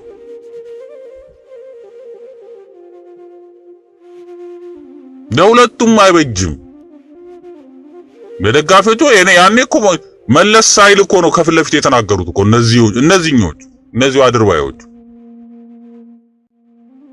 እናንተ እንዴት የሀገር መሪ ልታናግሩ መጣችሁ? እናንተ ልብሳችሁ እንደዚህ የቆሸሸ እናንተም ብሎ ማንን ነው የሀገር መሪ እንዴት መጣችሁ የምታናግሩት? እንደዚህ ነው እኮ ዓለም እንደዚህ ነው። ካሁኑ ነው ለዛውም ይሄኛው ሲኖዶሱን አላናግርም ብሏል። በዚሁ በቤተ ክርስቲያን ጉዳይ አላናግርም ነው ያለው። ማህበራቱ አውጥተዋል መግለጫ አላናግርም ብሏል። ወንጀለኞቹን አውጣ። የራሱ ወታደሮች የራሱ ሚሊተሪዎች ናቸው ይሄን ወንጀል የፈጸሙት። ቤተ ክርስቲያን እንድትቃጠል የሆኑት ሰዎች እንዲገደሉ ንጹሃን እንዲገደሉ ያደረገው የራሱ ነው። ትዕቢት ማለት ይሄ ነው። መሪዎቹ ላይ ትዕቢተኞች ናቸው። የተማሩት ከሰይጣን ነው። ትዕቢተኛ መሪዎች የተማሩት ከሰይጣን ነው። ትሁት መሪዎች ደግሞ የሚማሩት ከክርስቶስ ነው። ኢትዮጵያ ውስጥ ትሁት ነገስታት ነበሩ። የእግዚአብሔር ሰው የነበሩ ነበሩ። ካህናት፣ ጻድቆች መንግስት አያስፈልገንም እኛን መነኩሳለን ቢሉ ብዙ እኮ መንግስት ነገስታቶች እኮ የመነኮሱ አሉ። አንፈልግም ቢሉ የዛሬዎቹ ግብግብ ደም ካላፈሰሰ ደሃ ካላፈናቀለን ቢሉ አቸኳኮላቸው ገና ሀገሪቷን ለአሕዛብ አሳልፈው ለመስጠት የሚፈልጉ እንደዚህ አይነት መሪዎች ናቸው። ኢትዮጵያ ውስጥ ከዚህ የተሻለ መሪ ማውጣት ይቻላል። የተሻለ የምንለው እኮ አይደለም እኮ በምን አንጻር አነጻጽረን ነው?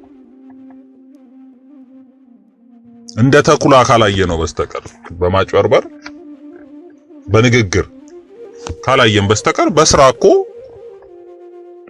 ያሁን በገባንበት በስራ ስናይ በጣም የሚዘገንን ነው ሁኔታ ውስጥ ነው ያለነው። ሁሉም የተረበሸበት ሁኔታ ነው ያለው። ሁሉም የተሸበረበት ሁኔታ ነው ያለው። በምን መንገድ እንደምንም ማየት እንደፈለግን አይገባኝ። ስለዚህ ቤተክርስቲያናችን ህግ አላት፣ ትክክለኛ ህግ አላት፣ የተጻፈ ህግ። ከዛ ህግ የወጣ ደግሞ ምን እንደሚገባው እዛው ላይ ተጽፏል። ከቤተክርስቲያን ይለይ፣ ከማዕረጉ ይለይ፣ ከምዕመናን ይለይ ነው የሚለው። ስለዚህ ከአሁን በኋላ ማጭበርበር አይቻልም። ያኔ በሆይሆታ ነበር፣ አሁን ማጭበርበር አይቻልም። አሁን የሆነውን ሁሉ አይተናል። የቄሳር ማንነት ወጥቷል። የተኩላውን ማንነት ወጥቷል። በፊት በግ መስሎ የበግ ለምድ ለምሶ ገብቶ ከበጎች ጋር ቁጭ ብሎ ነበር። ግን የተኩላ ባህሪ ሁሌም ደም ነውና ስጋ ነው የሚወደው እንጂ ሳር አይበላም። ስለዚህ ያ የስጋ ፍላጎቱ ያ የደም ማፍሰስ ፍላጎቱ ወጣ። አሁን ያየንበት ነው። ማንንም መደበቅ አንችልም።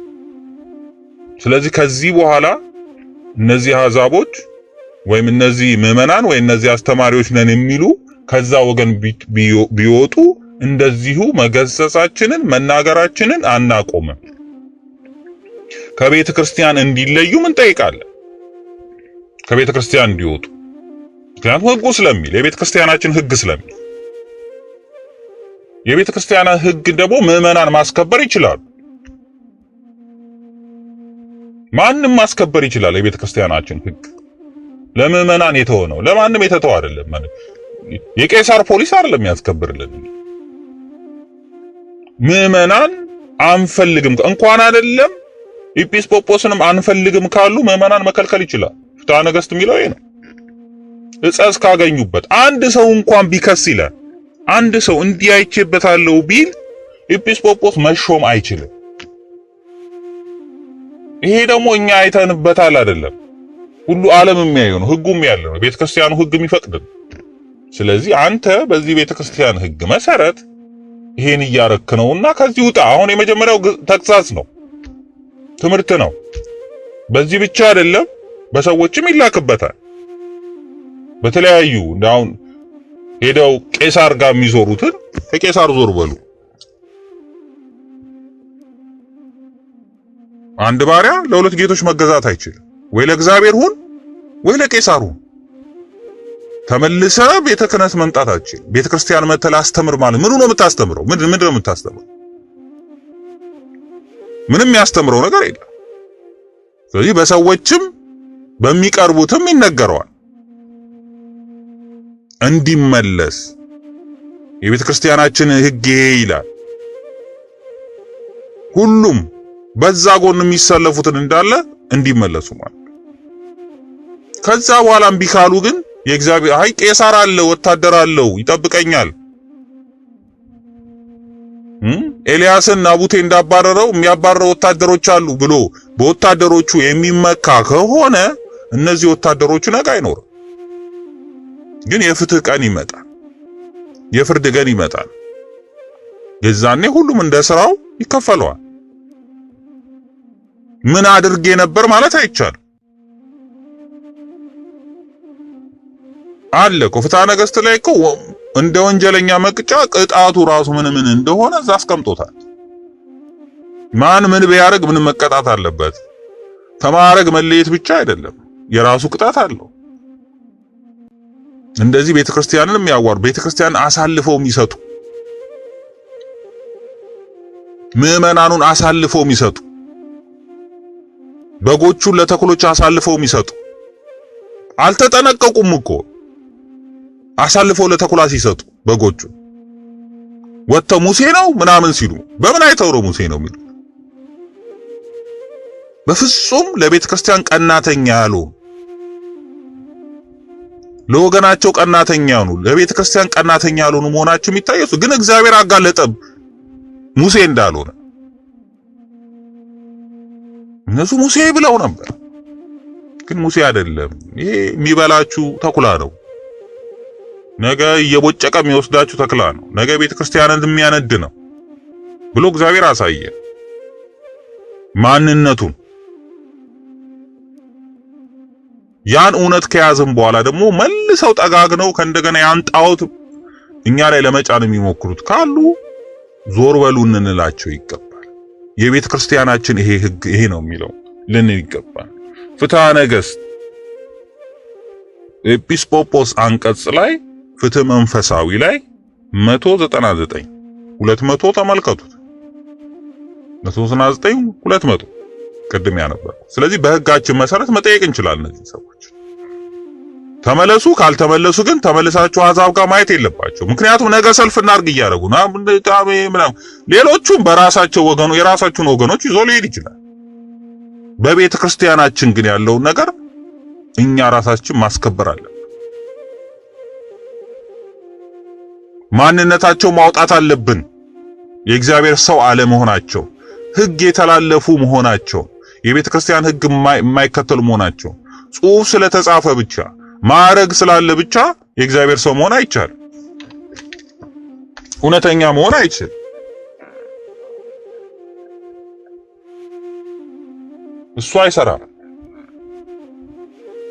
ማዕረግም ስላለም ስለሌለም አይደለም። ብዙ እኮ ጻድቃን የምንላቸው ምንም ማዕረግ የላቸውም። በእድሜያቸው ግማሾቹ ወታደር ናቸው፣ ግማሾቹ ሕፃናት ናቸው። እነ ቂርቆስ እኮ ሕፃናቶች ናቸው።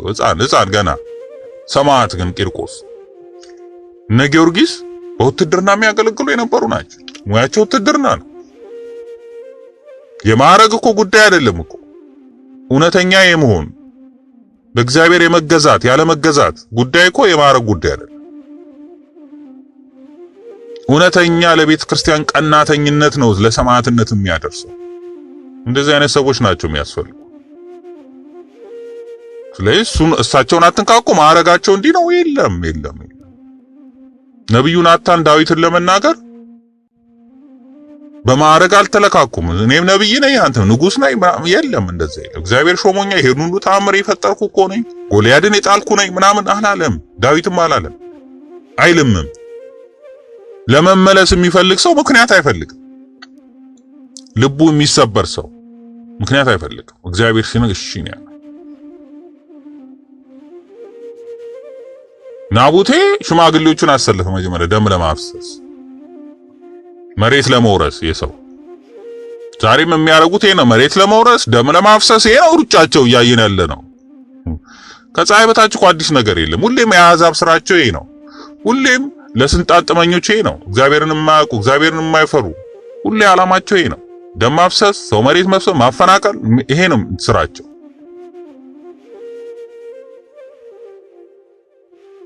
ይሄን ይዘው መቀጠል ነው የሚፈልጉት። ስለዚህ ዛሬም ለፈርዖን ከቄሳር ጎን የቆማችሁ፣ ከፈርዖን ጋር የቆማችሁ፣ ከአካብ ጋር የቆማችሁ ግን ቤተክርስቲያንን እናገለግላለን የምትሉት ለሁለት መንግስት መገዛት አትችሉም። ለእግዚአብሔርና ለመሪዎች መገዛት አትችሉም። በተለይ ለአሕዛብ መሪዎች መገዛት አትችሉም። ይህን እውነት የእግዚአብሔር ቃል ተቀብላችሁ ተግሳጹን ተቀብላችሁ ተመለሱ። ምዕመናንም እንደዚህ ያሉትን ሰዎች ልክ አይደላችሁም ብለን ልትናገር ይገባል። ዝም ማለት አይደለም። ዝም ማለት አይደለም። የቲፎዞ ጉዳይ አይደለም። በቲፎዞማ አካባቢ ይበልጥ ነበር እኮ። ቲፎዞ በጣም ብዙ ነበር። ኤልያስ ለዛም ብቻውን ነበር። ኤልያስ እንዳሸባሪ ነው የተቆጠረው። ቤተ መንግስቱን አሸበረ፣ ህዝቡን አሸበረ ኤልያስ። ዛሬም እንደዚህ ነው የሚሉት። አሸባሪ ይሏቸዋል። ሁሉም ሐዋርያት ሁሉ አሸባሪ ተብለዋል። ቅዱስ ጊዮርጊስ አሸባሪ ተብሏል። ሁሉም አዲስ እኮ ነገር የለም እኮ። ሰላም አሳጣህን ብለውታል ቅዱስ ጊዮርጊስ። ኧረ እባክህ ሰላም ስጠን። እውነት ነው ይዞ የመጣው እሱ እኮ አይደል? ኤልያስንም እንደዛው ነው። ሰላም አሳጣህን፣ እባክህ ሰላሙን ስጠን። እውነት ስለተናገረ፣ ስለ ድሃው ስለጮኸ። ዛሬም እንደዚህ ነው የሚሏቸው። በፌስቡክ አሸበሩን ይላሉ። እነሱ የሚፈልጉት የራሳቸውን ድምጽ ብቻ መስማት የሚፈልጉት የራሳቸውን ሰዎች እነዚህ ምናምንቴዎቹ መስማት ነው። ሲያሞግሷቸው፣ ሲናገሯቸው፣ እነሱ የሚሉትን ሲሉ ደግሞ ሲሉላቸው፣ ያን ነው በቃ እነሱ የሚፈልጉት። አካባቢ የፈለገው ይሄንን ነው። እውነት ምን መስማት የውስጣቸውን ህሊና እንኳን መስማት አይፈልጉ። የውስጥ ነፍሳቸው የምትናገረው እንኳን መስማት አይፈልጉ። ያንደ መስማት የተለየ ሐሳብ እንደሚመጣባቸው ስለሚያውቁ ሶሻል ሚዲያ ይዘጋ፣ እንደዚህ ይዘጋ የሚሉት ለዛ ነው። እውነት እንዳይመጣ፣ እውነት ህዝቡ እንዳታቅ፣ እውነት ወደ ራሳቸውን እውነትንም መስማት አይፈልጉም እነሱ ራሳቸው። ያ ነው የሚያስፈራቸው።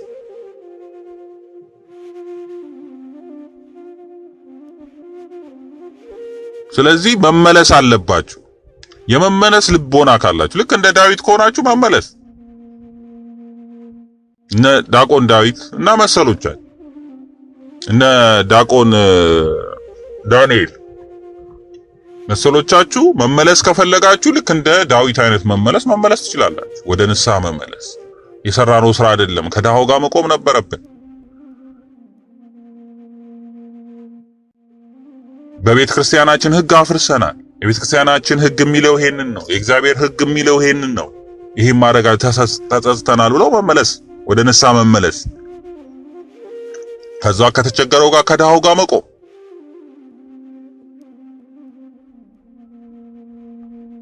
አይ እንደ አካብ ደግሞ አይ ካሉ ደግሞ በዛው መቀጠል። እግዚአብሔር ይፈርዳል። መጨረሻ ላይ እኮ ፈርዷል እኮ ለኤልያስ ለአካብ ፈርዷል። ምንድነው ያለው? እግዚአብሔር ለኤልያስ ያለው እንኳን አይደለም ማለት እንኳን አካብን አይደለም በአካብ ውስጥ ደጅ ላይ ያሉ ሁሉ ውሾች እንኳን አይቀሩኝም። ዛሬም ከአውሬው ጋር የቆሙ ጽዋው በወረደ ጊዜ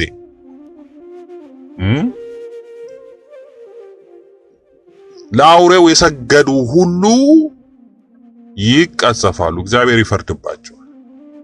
ይሄ ነው የእግዚአብሔር እውነት። ስለዚህ አሁንም እግዚአብሔር ያለው እስከ ውሾቹ ድረስ ከቤቱ ደጅ የሚበሉት እንኳን ውሾች ድረስ እቀጣለሁ ነው።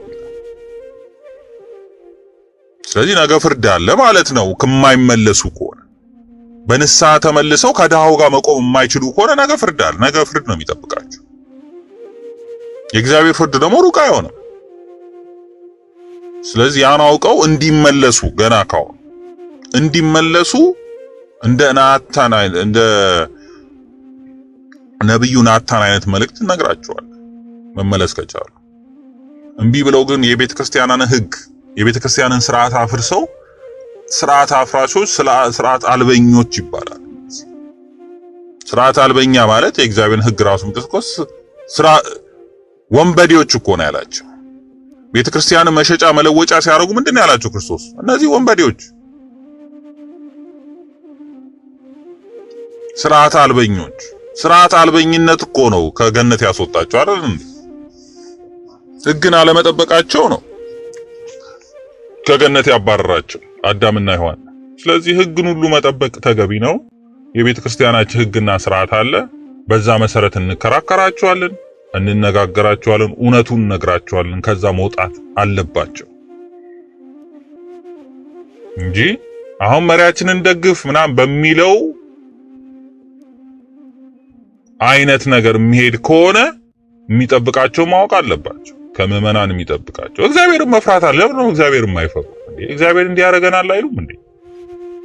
የሚገርመው እኮ እሱ ነው። የእግዚአብሔር ሕግ ነው። የቤተ ክርስቲያናችን ሕግ ነው። እግዚአብሔር ምን ይላል? እግዚአብሔር ከድሃው ጋር አይደለም ወይ? እግዚአብሔር ከሚፈናቀሉ ጋር አይደለም ወይ? ሀገራችን እንዳጠፋ ሀገራችን እንድትጠፋ ሀገራችን አጠፋም እንዴ? እንኳን አይደለም በራሳችሁ ላይ ጥቁሩን ጸጉር ነጭ ወይ ነጩን ጸጉር ጥቁሩን ጸጉር ነጭ ማድረግ የሚችለው አለ ወይ ብሏል እግዚአብሔር። ለምንድን ነው እግዚአብሔር ማንቶ ለምንድን ነው ማንቶ እንዴ? እኮ እና ወይ ገብረ መንፈስ ቅዱስ እኮ ለኢትዮጵያ እኮ 40 ዘመን ተዘግዝቀው ይጸልዩላት እኮ እና አቡነ ተክለ ሃይማኖት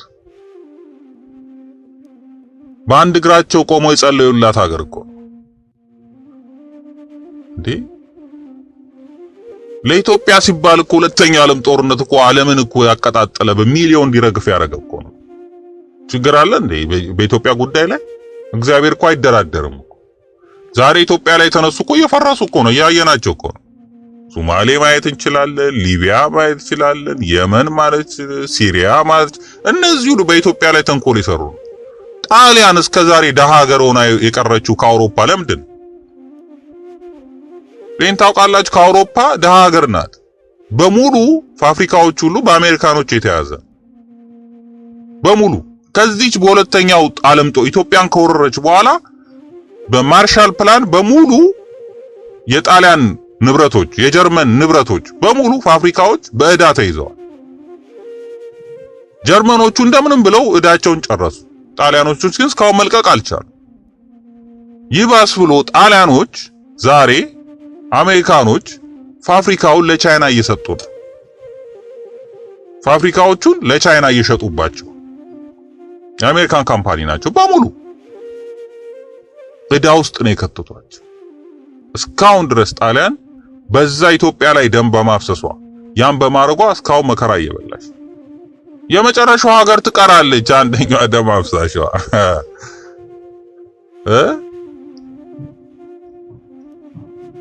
እሷ ደግሞ ቀኗን እየጠበቀች ነው። ኢትዮጵያን ለመሆን የምትፈልገው እሷ ቀኗን እየጠበቀች ነው። አውሬው ላይ የተቀመጠችው እሷ ከተማ እሷ እየጠበቀች ነው። አውሬው መልሶ ይበላታል። ያቺ ታላቂቷ ከተማ የተባለችው እየጠበቀች ነው። ቀኗን እየጠበቀች ነው። እሷን ደግሞ ምናልባት እናያለን እግዚአብሔር ለዛ ካደረሰ። እስከዛ ግን በኢትዮጵያ ላይ የተነሱት ሁሉ አሁን የሚሰሩት በኢትዮጵያ ላይ የተነሱት ሁሉ በሙሉ ፈርሰዋል።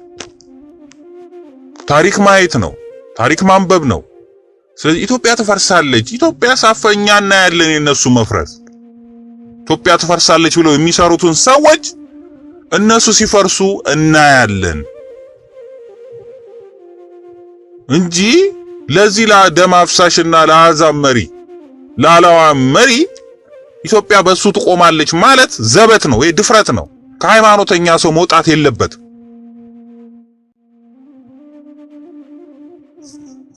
መጽሐፍን ላነበበ ሰው የቤተ ክርስቲያንን ትምህርት ታሪክ እየተማረ ላደገ ሰው የኢትዮጵያን ታሪክ እየተማረ ላደገ ሰው ይህን አይነት ቅብጥር መቀባጠር ነውር ነው። የሚጽፋቸው መጽሐፍ ያነባቸውም እንዴ? እንዴት ነው በእነዚህ ሰዎች ኢትዮጵያ ትቆማለች ብሎ ማሰብ የሚቻል?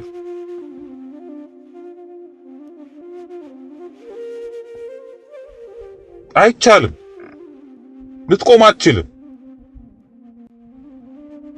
ሊያጠፏት ነው የመጡት። የሚያወሩትን ንግግር ስሙ እንዴ!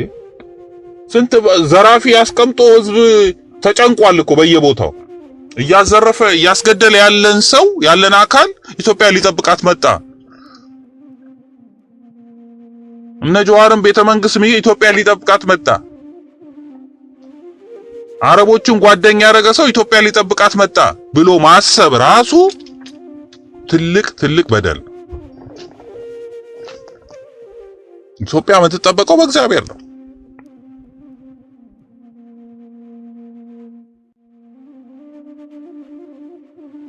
ድርሳነ ኡራኤልን ላነበበ ሰው ኢትዮጵያ በማን እንደምትጠበቅ ማየት ይችላል። ኢትዮጵያ ምን አይነት ሀገር መሆኗን ማየት ይችላል፣ መረዳት ይችላል። ስለዚህ በእንደዚህ አይነት ሰዎች አይደለም፣ በእንደዚህ አይነት ሐሰተኞች አይደለም።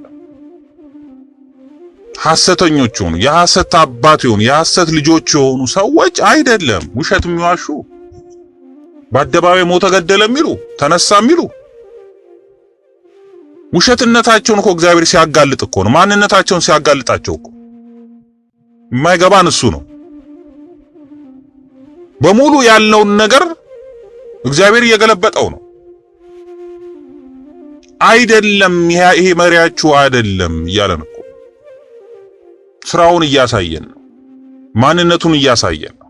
ይሄ መረዳት ያስፈልጋል። በዚህ መመለስ አለብን።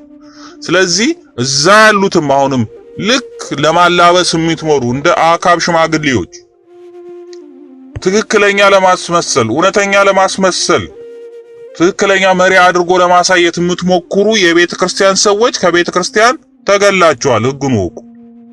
የቤተ ክርስቲያን ሕግ ውጡ ነው የሚለው። ከህዝቡ ከምዕመናኑ ከማዕረጋችሁ ተሽራችኋል፣ ተለይታችኋል ነው የሚለው። ንስሐም ይገባችኋል። በንስሐ ተመለሱ። ሁሉም እግዚአብሔርን እንደበደልን ሁላችንም ማወቅ አለብን። ይህን ሰውዬ መሪ ነው ስንል የነበርን ሰዎች በንስሐ ካልተመለስን መሪ አይደለም እግዚአብሔር አንተ መሪ ስጥልን። ንስሐ መመለስ ማለት ይሄ ነው። ምህላ ማለት እኮ ይሄ ነው እንዴ! በንስሐ ሳይመለሱ እኮ ምህላ ማድረግም አይቻልም። ምን ብለን ነው የምንጸልየው? እስራኤላውያን በአንድ ወቅት ድሃዎች ሲበዙባቸው በሆነች ከተማ ድሃዎች በዙ እና እነዚህ ሀብታም የሆኑት በጣም ተሳቀቅን አሉ። ልጆቻችንን ድሃዎቹን ሲያዩ በጣም ይሳቀቃሉ። ስለዚህ እንዴት ነው እኛ ከድሃዎች ጋር አብረን የምንኖረው? ለምንድን ነው ለይተናቸው ለብቻ ወጥተን ከከተማ እዛ የሆነች ቤት ሰርተንላቸው እዛ ይኑሩ አሉ። ከዛ ከተማዋ ሰብስበው ድሃዎቹን ለብቻ ከከተማ ላይ ልጆቻችን ድሃ አዩ ብለው ዛሬም አዲስ አበባ እኮ ድሃ እናይም ነው አይደለ እየሆነ ያለው ይሄ ነው እኮ። ለዛውም እኮ የኛው አይደለም የሚያመጡት እኮ ከኳታር ምናምን ከተማ እየሰሩ ድሃውን ማፈናቀል ይሄ ነው እየሆነ ያለው። ብቻ አሉ እስራኤላውያን በዛ በወቅቱ። ከዛ ያን ካረጉ በኋላ እግዚአብሔር ደግሞ መቅሰፍት አመጣባቸው። በሽታ እየተነሳ ልጆቻቸው እነሱን ይጨርሳል። ከዛ በኋላ ይሄ ሁሉ በሽታ መጣብን። ያምናሉ እኮ እግዚአብሔርና ያምኑ እኮ ናቸው። ስለዚህ መስዋዕት እናድርግ፣ ለእግዚአብሔር መስዋዕት እናድርግ ከዚህ በሽታችን እንዲፈውሰን ብለው መስዋዕት ማድረግ ጀመሩ። በጣም ሀብታሞች ስለሆኑ በብዛት ያለው የበግ መስዋዕት ሲያረጉ ካህኑ ያን መስዋዕት ያቀርባል፣ ግን ምንም መልስ የለም። አሁንም በሽታው አይቆም። እግዚአብሔር የበግ መስዋዕት ባይፈልግ ነው የእህል መስዋዕት ይሆናል የሚፈልገው ብለው ካህኑም የእህል መስዋዕት አምጥተው ሰጡ፣ መስዋዕት አቀረቡ። አሁንም እግዚአብሔር አልሰማ። ይሄም ባይሆን ይሻላል ምናልባት ሌላ መስዋዕት እያሉ እየቀያየሩ መስዋዕት ማቅረብ ጀመሩ በብዛት። ይሄ አንሶ ይሆናል ይሄም እናረገው እያሉ ያረጋሉ። መጨረሻ ላይ ካህኑ ወደ እግዚአብሔር ይጸልያል። እግዚአብሔር ለምንድን ነው ማትሰማው? ይሄ ሁሉ መስዋዕት እየቀረበ ይሄ ሁሉ ነገር እየቀረበ ለምንድን ነው ማትሰማው? ህዝብንም ማትሰማው ሲል ጊዜ መጀመሪያ እነሱ ንስሐ መች ገቡ? ከበደላቸው መች ተመለሱ? ይሄ ሁሉ የመጣባቸው እኮ ይሄንን አድርገው ነው። አይ ሰው አካች ነው፣ አያምንም። የበደለውን በደል ማመን አይፈልግም። እንዲህ ስላረግን ነው ብሎ እንኳን አይመለስም። ይገርማል። ብዙ ጊዜ እግዚአብሔር በሚያመጣብን መከራር ውስጥ ይሄን ስላረግን ነው ይሄ የመጣብን ብለን አንልም። ከዛ ይልቅ ሌላ መፍትሄ ነው የምንፈልገው። ለዛ ይልቅ አማኝ ሆነን መታየት ነው የምንፈልገው። ይሄ ነው በደላቸው ንገራቸው እንደዛ ብለ እንጂ እግዚአብሔር የመስዋዕት ጋጋታ ፈልጎ አይደለም። ነገራቸው ይሄ ነው በደላቸው። ይሄ ነው እንደ በደላችን አሉ። በደላችንን ማወቅ አለብን መጀመሪያ። ለምንድን ነው እንደዚህ ሆነ? ለምንድን ነው የተሰደድ ነው? ለምንድን ነው ከዓለም የተዋረድ ነው? እንደዚህ ብለን እኮ ራሳችን መጠየቅ አለብን እኮ። ምን አድርገን ነው?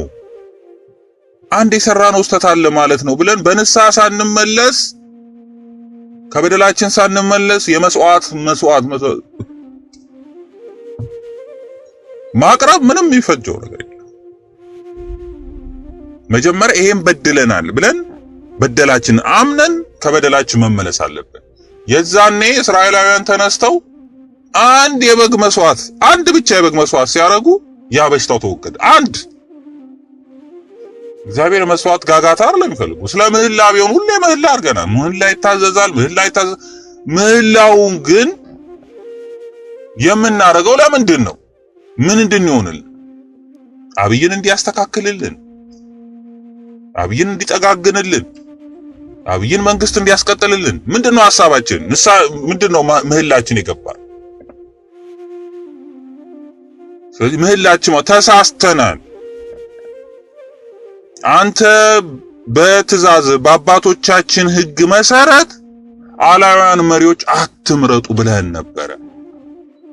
አላውያ መሪ ሆንን፣ ጭራሽ ከሙሴ ጋር መሳሰልን፣ ይሄን በደልን። ስለዚህ ይሄ መጣብን፣ ኃጢአታችን ይሄ ነው ብለን ካልተመለስን በስተቀር እውነተኛ ንስሐ ማለት ይሄ ነው።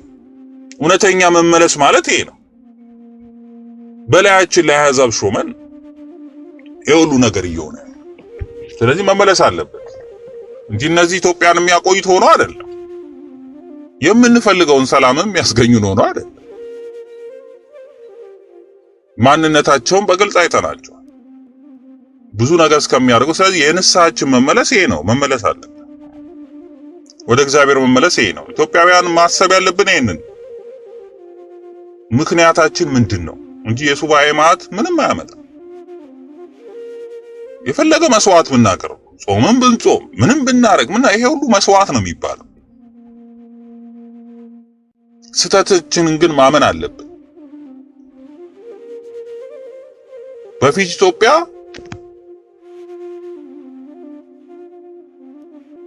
ዛሬ ሰው የሚታረድባት፣ ዛሬ ሰው የሚሸሽባት፣ ሰው የሚሮጥባት አልነበረች። ብዙ ቅዱሳን የመጡባት ናት። ተሰደው ሰው የሚሰደድባት ሀገር ነው። እንኳን ክርስቲያኖቹ አሕዛቦቹ እነ 9 ቅዱሳን የሚባሉት እኮ የመጡት ተሰደው ወደ ኢትዮጵያ ነው የመጡት አይደል? የዛኔ ግን የተቀበላቸው ምንድነው? ዘንዶ ነው። ኢትዮጵያ ውስጥ ያለው ዘንዶ ተቀበላቸው።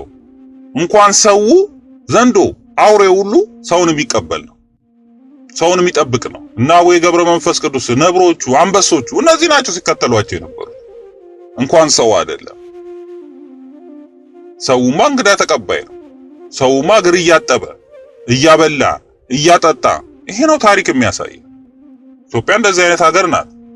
ዛሬ ገጀራ ይዞ የሚጠብቅ፣ ዛሬ ሰይፍ ይዞ የሚጠብቅ፣ ዛሬ የሚገል የሚያፈናቅል የተፈጠረው ምን አድርገን ነው ብለን ማሰብ አለብን። ምን አጉለን ነው? ምን አይነት መሪ ነው የምንፈልገው? ማን ነው እንዲመራን የምንፈልገው? የእግዚአብሔር ሰው የሆነ ሰው እንዲመራን እንፈልጋለን ወይ? ፍላጎታችን ራሱ እኮ አስቸጋሪ እኮ ነው። ቄሳር ይምራን ብለን እንዴት ነው ሰላም ማግኘት የምንችለው? ቄሳር ሰላም አይሰጠንም። ቄሳር ይምራን ያሉት እኮ ፈጃቸው። ከዛ በኋላ እስራኤልን ያጠፋው እኮ ሮማውያን ናቸው። አጠፏቸው፣ እንዳለ ፈጇቸው። ሰላም የሚሰጣቸውን ስቀለው ብለው ስቀለው ነው እኮ ያለ ቤተክርስቲያን አይደል ሰቀልናት። የእግዚአብሔርን ሕግ አባቶቻችን ያቆዩትን ሕግ እኮ ነው የሰቀል ነው። አንፈልግም ያልነው ቤተ መቅደስን እግዚአብሔርን የሚጠራ ሰው አንፈልግም መሪ ብለን ስቀለው ብለን አሕዛብ መሪ ቄሳርን ነው የፈለግነው። ቄሳር ደግሞ ልክ ነው ያገባን። ያሰደደን ቄሳር ነው። ያስራበን ቄሳር ነው። በዓለም ምድር ያዋረደን ቄሳር ነው። ይሄን ማመንና መቀበል ያስፈልጋል። ዛሬ በየጎጣችን በየመንደራችን እየተፈነቀልን እየተወሰድን እየተገደልን እየታሰርን ያለው ይሄ ነው። ቅዱስ ዳዊት በንስሐ በተመለሰበት ጊዜ ያለው ይሄ ነው። ልጁ ሲያሳድደው ንስሐውን ነው የሚያስበው የነበረው። ልጅ ያሳደደኝ አይልም። ብዙ ችግራችን ይሄ ነው። ልጄ እንዲያርጎኝ ልጄ ምናምን አይደለም። አሁንም አብይ እንዲያርጎኝ ብቻ ማለት አያዋጣም። አሕዛብ ነው አብይ ይሄን ነው ማድረግ የሚችለው። ቄሳር ነው። ይገላል፣ ያርዳል። ሌላ ምንም ሊያደርግ አይችልም። መሬትን ይቀማል፣ ይዘርፋል። ይሄን ነው ሌላ ቄሳር ነው። ክርስቶስ አይደለም እኮ ቄሳር ነው። አያውቀውም ክርስቶስ ነው። የቄሳር ስራ ነው እየሰራ ያለው። ማረድ መግደል ነው። ሌላ ስራ የለው። ቄሳር ከዚህ በላይ ባህሪ አይቀየርም። ተኩላው ይሄን ነው። ስጋ ነው የሚፈልገው፣ ስጋ ነው። ደም ማፍሰስ ነው የሚፈልገው፣ ደም ማፍሰስ ነው። ሌላ ዓላማ የለውም። ሌላ መመለሻ በፈለገ ብንቀባባው ሊሆን አይችልም። የእግዚአብሔር ሰው መሆን አለበት። ይህን ማመን አለብን። ለኢትዮጵያ ትንሣኤ መሆን የሚችለው እንደዚህ አይነት ሰው ብቻ ነው። እኛ በኦርቶዶክሳውያን መካከል በእኛ መካከል ይሄ መተማመን መግባት አለበት። ልክ ነው፣ ይሄ በዚህ በደላችን ምክንያት ነው ብለን ማመን አለብን። ወደ ንስሐ መመለስ አለብን። ያ ካልተመለስን ግን የፈለገውን መስዋዕት ብናቀርብ እግዚአብሔር ሊመለስ አይችልም፣ ሊቀይርልን አይችልም። በየቤታችን ዛሬ ክብራችን ወርዶ እየታፈስን ያለ ነው። በአሕዛቦች እየተገደልን ያለ ነው። ኃይላችንን አንይዝ ብለን ነው። እግዚአብሔርን አንይዝ ብለን ነው። ወደ እግዚአብሔር መመለስ አቅቶን ነው። እውነተኛ መመለስ በሕጋችን በቤተ ክርስቲያናችን ሕግ የተቀመጠውን ሕጎች ይዘን ይሄ ነው ሕጋችን ብለን እስካላልን ድረስ ፍትሐ ነገሥት ነው፣ ፍትሐ መንፈሳዊ እግዚአብሔር አባቶቻችን የሰጡን ይሄ ህግ ነው። በዚህ ህግ መንገድ ነው የምንተዳደረው ማለት እኮ እንችላለን። አንተዳደርም እናንተ ህገ መንግስት የምትሉት ህግ አራዊትን አንቀበልም ብላችሁ መተው ትችላላችሁ። ፍቅር የሌለው ህግ፣ ባልንጀራ እንደራስ አድርገህ ውደድ የሚል ህግ የሌለው፣ ተባላ ተለያይ የሚል፣ በቋንቋ ተከፋፈል የሚል የአውሬ ህግ፣ የዲያብሎስ ህግ አንቀበልም ማለት መብታችን ነው። እኛ የምንቀበለው ስለ ፍቅር የሚሰብክ ነው። ፍትህ መንፈሳዊ የሚሰብከው ይሄንን ነው። በሃይማኖት እንድንጸና ነው። የተራበውን እንድናበላ፣ የተጠማውን እንድናጠጣ፣ ይሄን ነው የሚያዘን።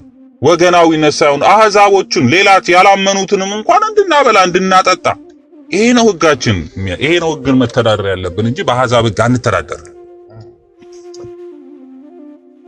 በቄሳር ህግ አንተዳደርም። እኛ የምንተዳደረው በክርስቶስ ህግ ነው። ፍትሐ ነገሥት ማለት ይሄ ነው ብለን መመለስ አለብን እንጂ ክርስቶስን ሰቅለን ቄሳር ንጉሳችን ነን ብለን ምንድነው የምንጠብቀው? ደም ከመፍሰሱ ወዲያ እስራኤላውያንን አጠፋቸው። ቄሳር ሊወድህ አይችልም። ቄሳር ይገላል፣ ያርዳል፣ መሬትን ይወስዳል፣ ያፈናቅላል። ይሄ ነው ስራቸው።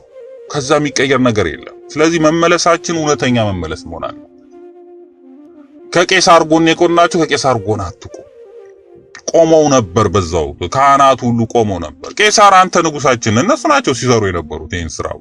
ክርስቶስ እንዲሰቀል ሲፈልጉ ነው። ሊቃውንቱ እኮ ናቸው። ያውቃሉ እንደሚወለድ፣ እንደሚመጣ፣ እንደሚያድን ያውቃሉ። ያበላቸውን ያጠጣቸውን ስቀለው ብለው ቄሳር ደም የሚያፈሰው ያኔ የፈለጉት ያኔ የመረጡት። አሁንም የሆነው ይሄ ነው። መለወጥ ካለብን እውነተኛ መመለስ፣ ንስሐችን እውነተኛ ንስሐ መሆን አለብን።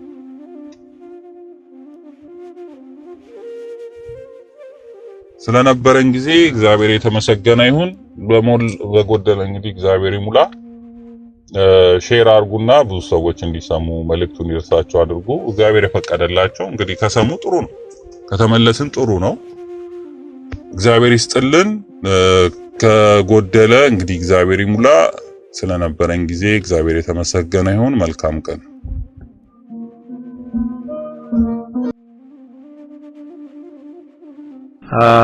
ሃሌሉያ